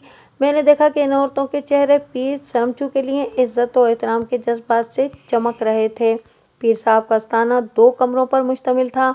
एक बड़ा कमरा इंतज़ारगाह के तौर पर इस्तेमाल होता था। दूसरे बनिस्बत छोटे कमरे में पीर साहब बजाते खुद तशरीफ फरमा थे। एक मुजाविर टाइप हट्टा-कट्टा आदमी सबको बारी बारी पीर साहब के हुजरे में भेजता था। हम इस वक्त सादा लिबास में थे। अगर हम अपनी बारी का इंतज़ार करते तो सारा दिन निकल जाता। इसलिए मैंने पर्ची सिस्टम पर अमल करने का फैसला किया और कागज़ के एक पुर्जे पर मलिक सफदर हयात थाना इंचार्ज लिखकर तय करने के बाद इसी मुजाविर को देते हुए कहा कि पीर साहब तक पहुंचा दें, हम इनके खास मेहमान हैं और हमें वापस भी जल्दी जाना है। मुजाविर ने सरतपा हम दोनों का जायजा लिया, फिर वो पर्ची लेकर अंदरूनी कमरे में घुस गया। अगले ही लम्हे वो अंदर से बरामद हुआ। पीर साहब ने आपको याद फरमाया है। हम दोनों पीर साहब के हुजरे में दाखिल हो गए। इस वक्त वो वहाँ अकेले ही थे। हमसे चंद लम्हे पहले एक साइला वहाँ से निकल कर गई थी। हुजरे में आकर मुझे यूं महसूस हुआ जैसे कोयले की किसी कान में घुस आया हूँ। शहबाज खान ने ठीक ही कहा था। पीर सरमचू का रंग तवे से भी ज्यादा स्याह था और उसकी आंखों में गहरा सुरमा बसा हुआ था। कमरे की दीवारों पर भी स्याह रंग किया गया था, हत्ता कि पर्दों का रंग भी स्याह ही था। मुझे अजीब सी कराहियत का एहसास हुआ। सुरमे वाली सरकार कमरे के एक कोने में लकड़ी की चौकी पर तशरीफ फरमा थी। पहली नज़र में तो वो मुझे एक कौवा ही लगा। हम पर नज़र पड़ते ही उसने हलक की गहराई से कहा, आइए आइए, तशरीफ लाइए थानेदार साहब, आज कैसे रास्ता भूल गए? वो बोला तो हलक की गहराई से था, मगर उसके होंठों से कब्बे की काएं काएं जैसी आवाज़ बरामद हुई। उसने लिबास भी काले रंग का ही पहन रखा था, धोती और कुर्ता। हम कमरे में बिछी हुई दरी पर बैठ गए। दरी का रंग भी हर चीज़ से मैच कर रहा था, यानी बिल्कुल स्याह। मैंने कमरे में चारों जानिब निगाह दौड़ाने के बाद कहा, किबला, ये हर तरफ स्याही स्याही क्यों फैली हुई है? थानेदार साहब, अंधेरे ही में से रोशनी का ज़हूर होता है, उसने मुफक्किराना अंदाज में जवाब दिया। अंधेरा ना हो तो रोशनी का वजूद भी ख़त्म हो जाए। हम यहाँ अंधेरे में बैठकर दुनिया जहान को रुश्द व हिदायत का नूर बांट रहे हैं। इसे आप स्याही न समझें, यह रोशनी का मंबा है, हीरे की कान है। वाह वाह, सुबहान अल्लाह, माशा अल्लाह। एएसआई ने पीर सरमचू की लन तरानी पर झूम कर दादे तहसीन दी, जो कि वाज़ेह तौर पर तंज था। सुरमे वाली सरकार ने मुझसे पूछा, आप भी कोई तावीज़ वगैरह लेने की गर्ज से आए हैं क्या? या कोई कानूनी पेचीदगी ने परेशान कर रखा है? कोई डाकू हाथ नहीं आ रहा या किसी बदमाश ने आपका जीना दोभर कर रखा है? हमारे पास हर मसले का हल मौजूद है। और नहीं बाबेओ, ऐसी कोई बात नहीं है, मैंने जल्दी से कहा। इस किस्म के केस से निपटना हम खूब जानते हैं। वो एकदम संजीदा हो गया। अगर कोई तावीज़ वगैरह नहीं लेना तो फिर क्यों आए हो? हम तावीज़ लेने नहीं आए, बल्कि आपको एक तावीज़ दिखाने आए हैं, एएसआई ने वजाहत की। तावीज़ दिखाने? मेरे कानों में काएं काएं से मुशाबा आवाज़ आई। इसके साथ ही पीर साहब के चेहरे पर सख्ती के आसार नमूदार हो गए। कैसा तावीज़? उसने कड़क कर पूछा। मैंने मकतूल तुफैल अहमद की जेब से बरामद होने वाला तावीज़ खोलकर सुरमे वाली सरकार के सामने कर दिया और फिर पूछा, क्या ये तख्लीक आप ही के दस्ते मुबारक की है? वो तावीज़ को घूर घूर कर देखने लगा। वो एक नज़र तावीज़ पर डालता, फिर निगाहें उठाकर हमें भी देखता। हुजरे में बसी हुई अगरबत्तियों की बेतहाशा खुशबू मुझे नागवार महसूस हो रही थी। चारों तरफ इतनी ज़्यादा अगरबत्तियां सुलग रही थीं कि इनके धुएं और खुशबू ने फिजा में फरहत के बजाय घुटन का एहसास पैदा कर रखा था। आपको ये तावीज़ कहाँ से मिला? अचानक हुजरे की खामोश फिजा में पीर सरमचू की आवाज़ उभरी। उसने अपनी आवाज़ को बारोब बनाने की पूरी कोशिश की थी, मगर ऐसा कोई तासुर पैदा करने में कामयाब नहीं हो सका था। मैंने सख्त मगर गैर गुस्ताखाना लहजे में कहा, सरकार, ये तफ्तीश का काम आप हमारे लिए ही रहने दें। आप हमें वो बताएं जो हमने पूछा है। इसे मेरा अंदाज नागवार लगा, मगर उसके इजहार के बजाय उसने रूखे लहजे में कहा, हाँ, ये तावीज़ मेरे हाथ का ही लिखा हुआ है। तुफैल अहमद ने अपनी मुतवक्के सास को राम करने के लिए बनवाया था। आपकी इतला के लिए अर्ज है कि तुफैल अहमद अब इस दुनिया में नहीं है, शहबाज खान ने कहा। ऐसे काम का यही नतीजा निकलना था। क्या मतलब? मैंने चौंक कर सरमचू को देखा। आप कौन से काम की बात कर रहे हैं? वो मुदब्बिराना अंदाज में गोया हुआ। थानेदार साहब, एक चीज को दो आदमी खींच रहे हों तो जानते हैं कि क्या नतीजा निकलता है। मैं इसकी बात को कोई वाज़ेह मायने नहीं पहना सका था, इसलिए खामोशी रहा। उसने खुद ही अपनी बात की वजाहत करते हुए कहा, बड़ा भयानक नतीजा निकलता है मलिक साहब। या तो वो चीज़ ही टूट जाती है या फिर अपने खींचने वालों में से किसी एक की तबाही का सबब बन जाती है। बाज़ औक़ात तो दोनों को ही तबाह व बर्बाद कर देती है। किबला, अल्फाज ज़रा आसान और काबिल फ़हम इस्तेमाल करें, शहबाज खान ने कहा। इशारों किनारों के बजाय साफ और सीधी बात करें। वो आंखें बंद करके मराक़िबे में डूब गया। कुछ देर के बाद ठहर ठहर कर बोलने लगा, साफ और सीधी बल्कि खरी बात यह है कि तुफैल अहमद सलमा से शादी करना चाहता था। सलमा राजी थी, मगर उसकी माँ को ये रिश्ता मंजूर नहीं था। तुफैल ने अपनी होने वाली सास का दिल पिघलाने के लिए मुझसे तावीज़ लिया। दूसरी जानिब सलमा की माँ अपनी बेटी की शादी अपनी बहन के बेटे से करना चाहती थी, मूसा खान से। लेकिन सलमा मूसा खान से शदीद नफरत करती थी और इस बात से मूसा खान भी बखूबी आगा था। उसने सलमा का दिल अपनी जानिब माइल करने के लिए मुझसे तावीज़ बनवाया। हमारा तो काम ही खिदमत खल्क करना है, हम किसी को मायूस नहीं कर सकते ना। अलबत्ता ऊंच नीच ज़रूर दिखा देते हैं। मूसा खान मेरे पास तावीज़ लेने पहले और तुफैल अहमद बाद में आया था। मैंने दोनों तलबगारों से कहा था कि इस लड़की का ख्याल दिल से निकाल दें। ये दोनों में से किसी की नहीं होगी, बहुत खून खराबा होगा। वो दोनों बुरी तरह पछताएंगे, मगर इन पर तो इश्क का भूत सवार था। मूसा खान हर कीमत पर सलमा को हासिल करना चाहता था और सलमा सिर्फ और सिर्फ तुफैल अहमद को हासिल होना चाहती थी। हमने तो दोनों को खुलूस नियत से तावीज़ बनाकर दे दिए थे। वो नहीं माने तो इसमें तावीज़ों का भला क्या कसूर? कलाम इलाही तो अपना काम करेगा ना। अपनी तकरीर दिल पजीर ख़त्म करके सरमचू ने आंखें खोल दी। मैंने पूछा, आपके ख्याल में तावीज़ों ने अपना असर दिखाया है? आप खुद समझदार हैं। उसके सुमाइनी जवाब को मैं बड़ी वजाहत के साथ समझ रहा था। इस वक्त मेरा जहन बड़ी सुरत के साथ काम कर रहा था। मैं उठकर खड़ा हो गया। मेरी देखा देखी शहबाज भी अपनी जगह से उठ गया। आपके ताउन का बहुत बहुत शुक्रिया, मैंने मसनूई तशक्कुर के जज्बात चेहरे पर सजाते हुए कहा। अब लगे हाथ ये भी बता दें कि मूसा खान का घर किधर है? सब नेड़े नेड़े ही हैं, वो बोला। तुफैल अहमद और सफीना बेगम का घर आगे पीछे है। सरमचू के जवाब ने मुझे बुरी तरह चौंकने पर मजबूर कर दिया। दूसरे ही लम्हे शहबाज खान के साथ मैं वहां से चला आया। बाहर आकर मैंने शहबाज खान से कहा, इस काले कब्बे के तावीज़ ने तो क्या असर किया होगा, मगर लगता है कि मूसा खान ने कोई काम जरूर दिखाया होगा। आप बिल्कुल ठीक कहते हैं, मेरा भी यही ख्याल है। ایک لمحے کو رک کر اس نے اضافہ کیا، ملک صاحب، وہ عظمت باجوہ کا گھر بھی تو اسی گلی میں ہے۔ ہاں، تم نے بتایا تو تھا، میں نے پرخیال انداز میں کہا۔ شہباز خان بولا، تو پھر ادھر ہی چلتے ہیں۔ ادھر تو جانا ہی ہے شہباز خان، میں نے کہا، لیکن پہلے ذرا تھانے سے ہو لیں۔ پھر ہم تیزی سے تھانے کی طرف روانہ ہو گئے۔ ٹھیک 1 گھنٹے بعد ہم موسیٰ خان کے دروازے پر کھڑے تھے۔ میرے ساتھ اس وقت شہباز خان کے علاوہ 2 کانسٹیبل بھی تھے اور ہم سب سرکاری وردی میں تھے۔ موسیٰ خان کا گھر عصمت باجوہ کے گھر کے بالکل سامنے تھا۔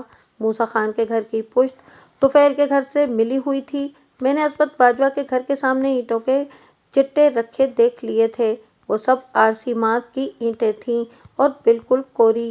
شہباز خان نے دروازے پر دستک دی۔ تھوڑی ہی دیر بعد دروازہ کھل گیا۔ 40-42 سال کی ایک صحت مند عورت دروازے میں نمودار ہوئی، پھر اپنے سامنے وردی پوش پولیس والوں کو دیکھ کر گھبرا گئی۔ ہائے، میں مر گئی، اس کے منہ سے بے اختیار نکلا۔ پھر اس نے جلدی سے دروازہ بند کرنا چاہا، مگر میں نے آگے بڑھ کر اس کی کوشش ناکام بنا دی۔ وہ دروازے کی اوٹ میں ہو گئی۔ میں نے کہا، بی بی سفینہ بیگم تمہارا ہی نام ہے؟ اس نے اس بات میں جواب دیا۔ میں نے پوچھا، تمہارا پتر موسیٰ کدھر ہے؟ ہم اسے گرفتار کرنے آئے ہیں۔ اس نے کیا کیا ہے؟ اس نے طفیل احمد کو قتل کیا ہے۔ وہ جلدی سے بولی، آپ کو مغالطہ لگا ہے تھانے دار صاحب، میرا پتر ایسا نہیں ہے۔ سب ماؤں کا اپنے بیٹوں کے بارے میں یہی خیال ہوتا ہے، میں نے سخت لہجے میں کہا۔ اپنے بیٹے کو باہر نکالو، وہ اس وقت گھر میں نہیں ہے۔ کہاں گیا ہے وہ؟ وہ بولی، دکان پر ہوتا ہے وہ اس وقت، ادھر مین بازار میں اس کی تمباکو کی دکان ہے۔ گھر میں اور کون کون ہے؟ کوئی بھی نہیں، بس میں ہوں، سفینہ بیگم نے بتایا۔ ہم ماں بیٹے کا دنیا میں اور کوئی نہیں ہے۔ میں نے ASI شہباز خان کو ایک کانسٹیبل کے ساتھ مین بازار کی طرف روانہ کر دیا اور اسے ہدایت کر دی کہ وہ فی الفور موسیٰ خان کو گرفتار کر کے یہاں لے آئے۔ پھر میں نے سفینہ بیگم سے کہا، ابھی تمہارا وہ بھلا مانس پتر گرفتار ہو کر یہاں آ جاتا ہے، جب تک ہم گھر کی تلاشی لیں گے۔ اس نے گھر میں ہماری مداخلت پر تھوڑا پس و پیش کیا، مگر میں نے ایک زبردست دبکا مار کر اسے سیدھا کر لیا۔ بی بی، زیادہ اڑی نہ کر ورنہ میں تجھے بھی باندھ کر تھانے لے جاؤں گا، ذرا اپنے بیٹے کے ساتھ ساتھ تجھے بھی حوالات میں بند کر دوں گا۔ وہ میری دھمکی میں آ گئی اور اندر جانے کے لیے اس نے ہمارا راستہ چھوڑ دیا۔ میں کانسٹیبل کے ساتھ گھر میں داخل ہو گیا۔ وہ 5 مرلے پر بنا ہوا ایک اوسط درجے کا مکان تھا۔ اس کے پیچھے 2 کمرے بنے ہوئے تھے۔ کمروں کے آگے برآمدہ تھا، اس کے بعد صحن تھا۔ صحن میں ایک جانب باورچی خانہ بنا ہوا تھا۔ ایک بانس کی سیڑھی باورچی خانے کی دیوار کے ساتھ لگی ہوئی تھی۔ اس گھر میں موسیٰ خان کے باپ فرید خان کا انتقال ہو چکا تھا۔ سفینہ بیگم نے دوسری شادی نہیں کی تھی۔ باپ کی وفات کے بعد موسیٰ خان نے مین بازار والی دکان سنبھال لی تھی۔ وہ جدی پشتی تمباکو کا کاروبار کرتے تھے۔ یہ ساری باتیں مجھے بعد میں معلوم ہوئی تھیں۔ میں نے گھوم پھر کر اچھی طرح پورے گھر کی تلاشی لے لی، مگر کوئی قابل گرفت چیز برآمد نہ ہوئی۔ پھر میں بانس کی سیڑھی کے ذریعے باورچی خانے کی چھت پر چڑھ گیا۔ باورچی خانے کی چھت پچھلے کمروں کی بنسبت خاصی نیچی تھی اور باورچی خانے کی چھت پر سے کمروں کی چھت پر جانے کے لیے وہاں ایک اور چھوٹی سی سیڑھی موجود تھی۔ اس کے صرف 3 قدمچے تھے۔ میں اس ننھی منھی سیڑھی کے ذریعے کمروں کی چھت پر پہنچ گیا۔ یہاں آ کر مجھ پر واضح ہوا کہ سفینہ بیگم کے گھر کی چھت طفیل کے مکان سے تقریباً 1 فٹ نیچے تھی۔ میں نے ایک فوری خیال کے تحت اس چھوٹی سیڑھی کو چھت کے مشرقی کونے میں لگایا، پھر اس پر چڑھ کر پردے کی دوسری جانب جھانکا۔ یہ وہ کونا تھا جہاں سفینہ بیگم کے گھر کی چھت کے پردے کی مشرقی اور شمالی دیواریں آپس میں ملتی تھیں۔ میری نظروں نے جو کچھ دیکھا وہ بہت اہم اور چونکا دینے والا تھا۔ یہ طفیل کی چھت کا وہی کونا تھا جہاں اسے قتل کیا گیا تھا۔ میرے ذہن میں روشنی کا ایک جھماکا سا ہوا اور ساری صورتحال روز روشن کی طرح عیاں ہو گئی۔ طفیل وقوعہ کے روز جب سلمیٰ کا انتظار کر رہا تھا تو یہاں سے بآسانی اس پر وار کیا جا سکتا تھا، اور یہ وار یقیناً موسیٰ خان نے کیا ہوگا۔ اس کے پاس طفیل کو قتل کرنے کا ایک مضبوط جواز موجود تھا۔ وہ سلمیٰ کو حاصل کرنا چاہتا تھا، مگر طفیل اس کے رستے کا کانٹا ثابت ہو رہا تھا۔ وہ اس کانٹے کو چننے کے لیے کسی بھی حد تک جا سکتا تھا، چاہے وہ سرم چوکا تعویذ ہو یا اینٹ سے وار کرنے کی کارروائی۔ گلی میں شور کی آواز سن کر میں چھت سے اتر آیا۔ شہباز خان موسیٰ خان کو گرفتار کر کے لے آیا تھا۔ موسیٰ کی حالت سے لگتا تھا کہ یہاں تک آتے آتے اس کی اچھی خاصی خاطر تواضع بھی کی گئی تھی۔ موسیٰ خان پستہ قامت اور خاصا ڈیل ڈول والا تھا۔ اس کی چھوٹی چھوٹی آنکھوں میں اس وقت خوف کے سائے لہرا رہے تھے۔ شہباز خان نے اسے ایک ٹھڈا رسید کرتے ہوئے کہا، ملک صاحب، بڑی مشکل سے قابو آیا ہے یہ۔ हमें देखते ही ये दुकान छोड़कर भाग निकला था। क्यों ओए तलौंडी मूसा खान, मैंने उसके मुंह पर एक तमाचा मारा। अपनी माँ के दोस्त को क्यों कत्ल किया तुमने? मैंने किसी को कत्ल नहीं किया जनाब। शहबाज खान ने एक झापड़ रसीद करते हुए खूंखार लहजे में पूछा। ओए खोते दे खुर, हमें देखकर फरार होने की कोशिश क्यों की थी तुमने? मैंने कहा, मूसा खान, हमें सब पता चल गया है। तुम्हारे पीर शरमचू ने भी हमें तुम्हारे बारे में बहुत कुछ बताया है और मैंने खुद उस जगह का मुआयना भी कर लिया है जहां घात लगाकर तुमने अपने रकीब को शिकार किया है। तुम्हारी बेहतरी इसी में है कि चुपचाप अपने जुर्म का इकरार कर लो, वरना हमें इकरार कराने के बहुत से तरीके आते हैं। मैंने कुछ नहीं किया सरकार, वो सहमे हुए लहजे में बोला। मैं तो ये ऐसे नहीं मानेगा मलिक साहब, शहबाज खान ने उसकी कमर पर एक धमोका रसीद करते हुए कहा। इसे थाने लेकर चलें, मैं खुद इसकी जबान खुलवाऊंगा। इस गोर बिज्जू का फार्मूला है मेरे पास। सफीना बेगम ने बहुत कोशिश की कि हम उसके बेटे को बेकसूर तस्लीम कर लें, मगर ये हमारे लिए मुमकिन नहीं था। इस दौरान में पूरे महल्ले को पता चल चुका था कि पुलिस ने तुफैल अहमद के कत्ल के इल्जाम में मूसा खान को गिरफ्तार कर लिया है। हमारे आसपास काफी लोग जमा हो गए थे। इनमें मकतूल तुफैल अहमद का बाप कबीर अली और भाई हबीब अहमद भी शामिल थे। कबीर अली ने मुझसे पूछा, मलिक साहब, मूसा ने इकरार जुर्म कर लिया है? भोले बादशाह, मुजरिम इतनी आसानी से अपने जुर्म का एतराफ नहीं करते। इस मकसद के लिए उन्हें थाने में मेहमान रखना पड़ता है। हवालात की रूह परवर हवा खाने के बाद वो कुछ उगलने पर आमादा होते हैं। वो परेशान नजरों से मुझे देखते हुए बोला, आपका जैसे जी चाहे तफ्तीश करें, मगर मैं नहीं चाहता कि किसी बेगुनाह का खून मेरी गर्दन पर आए। इसीलिए मैंने किसी पर भी अपने शक का इजहार नहीं किया था। मेरे बेटे की किसी से कोई दुश्मनी नहीं थी। तुम फिक्र न करो कबीर अली, मैंने सीधे सादे शख्स की सादगी पर दिल में हंसते हुए बज़ाहिर तसल्ली आमेज लहजे में कहा। हम बेगुनाह और कसूरवार को अच्छी तरह पहचानते हैं और किसी भी बेगुनाह की गर्दन में हम ये फंदा नहीं डालेंगे। फिर हम मूसा खान को अपने साथ लेकर थाने आ गए। मूसा खान के सिलसिले में मुझे अदालती रिमांड की ज़रूरत नहीं पड़ी। हवालात में गुजारी हुई एक ही रात ने उसका मिजाज ठिकाने लगा दिया था। वो कोई आदी मुजरिम तो था नहीं जो इस थाने की रवायती मेहमान नवाजी का लुत्फ उठाता रहता। मामूली दुर्गत के बाद ही वो लाइन पर आ गया और उसने अपने जुर्म का इकरार कर लिया था। उसने जो अपना बयान लिखवाया उसका खुलासा ये था कि वो दिलो जान से सलमा पर आशिक था, मगर सलमा की निगाहें किसी और ही सूरत पर लगी हुई थीं। वो इस बात से भी वाकिफ था कि सलमा और तुफैल छुप छुप कर रातों में छत पर मिलते हैं। उसने कई मर्तबा इन्हें अपनी आंखों से राजो नियाज करते हुए भी देखा था। इनकी छतें मिली हुई थीं, इसलिए एक दूसरे पर नजर रखना इनके लिए खासा आसान हुआ करता था। मूसा खान ने अपनी पस्ता कामती और नीची छत की मुश्किल को छोटी सीढ़ी से हल कर लिया था। वकुआ के रोज भी उसने इसी सीढ़ी पर चढ़कर तुफैल अहमद के सर को निशाना बनाया था। अगरचे मूसा की मां सफीना बेगम ने उसको यकीन दिला रखा था कि वो बहन की बेटी को अपने घर जरूर लाएगी। हसीना बेगम भी इस रिश्ते पर कमर बस्ता थी। घर के किसी फर्द ने उसके रास्ते में कोई रुकावट भी नहीं डाली थी, मगर सलमा जिसे मूसा की शादी होना थी वही इसके काबू में नहीं आ रही थी।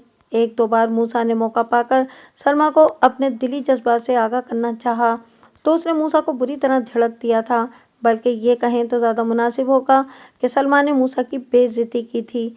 मायूस और नामुराद मूसा ने दिल बर्दाश्ता होकर सुरमे वाली सरकार के आस्थाने का रुख किया और संगदिल से संगदिल महबूब आपके कदमों में वाला तावीज़ ले आया। लेकिन खासा अरसा गुजरने के बावजूद भी जब तावीज़ की कोई करामात जाहिर नहीं हुई तो एक रात उसने हतमी कदम उठाने का फैसला कर लिया।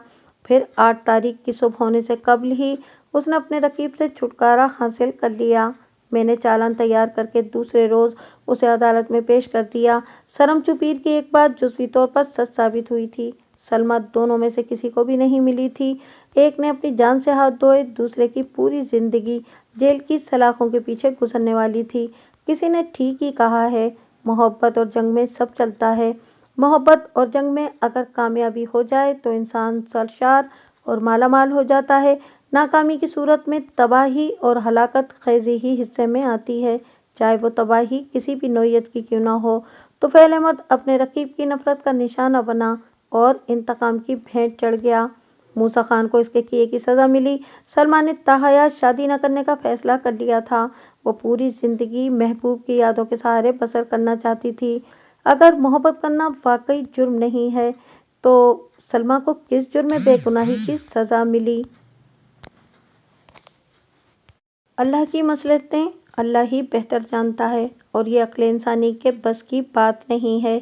یہ بتانے کی ضرورت نہیں ہے کہ سلطان کو میں نے اسی روز چھوڑ دیا تھا۔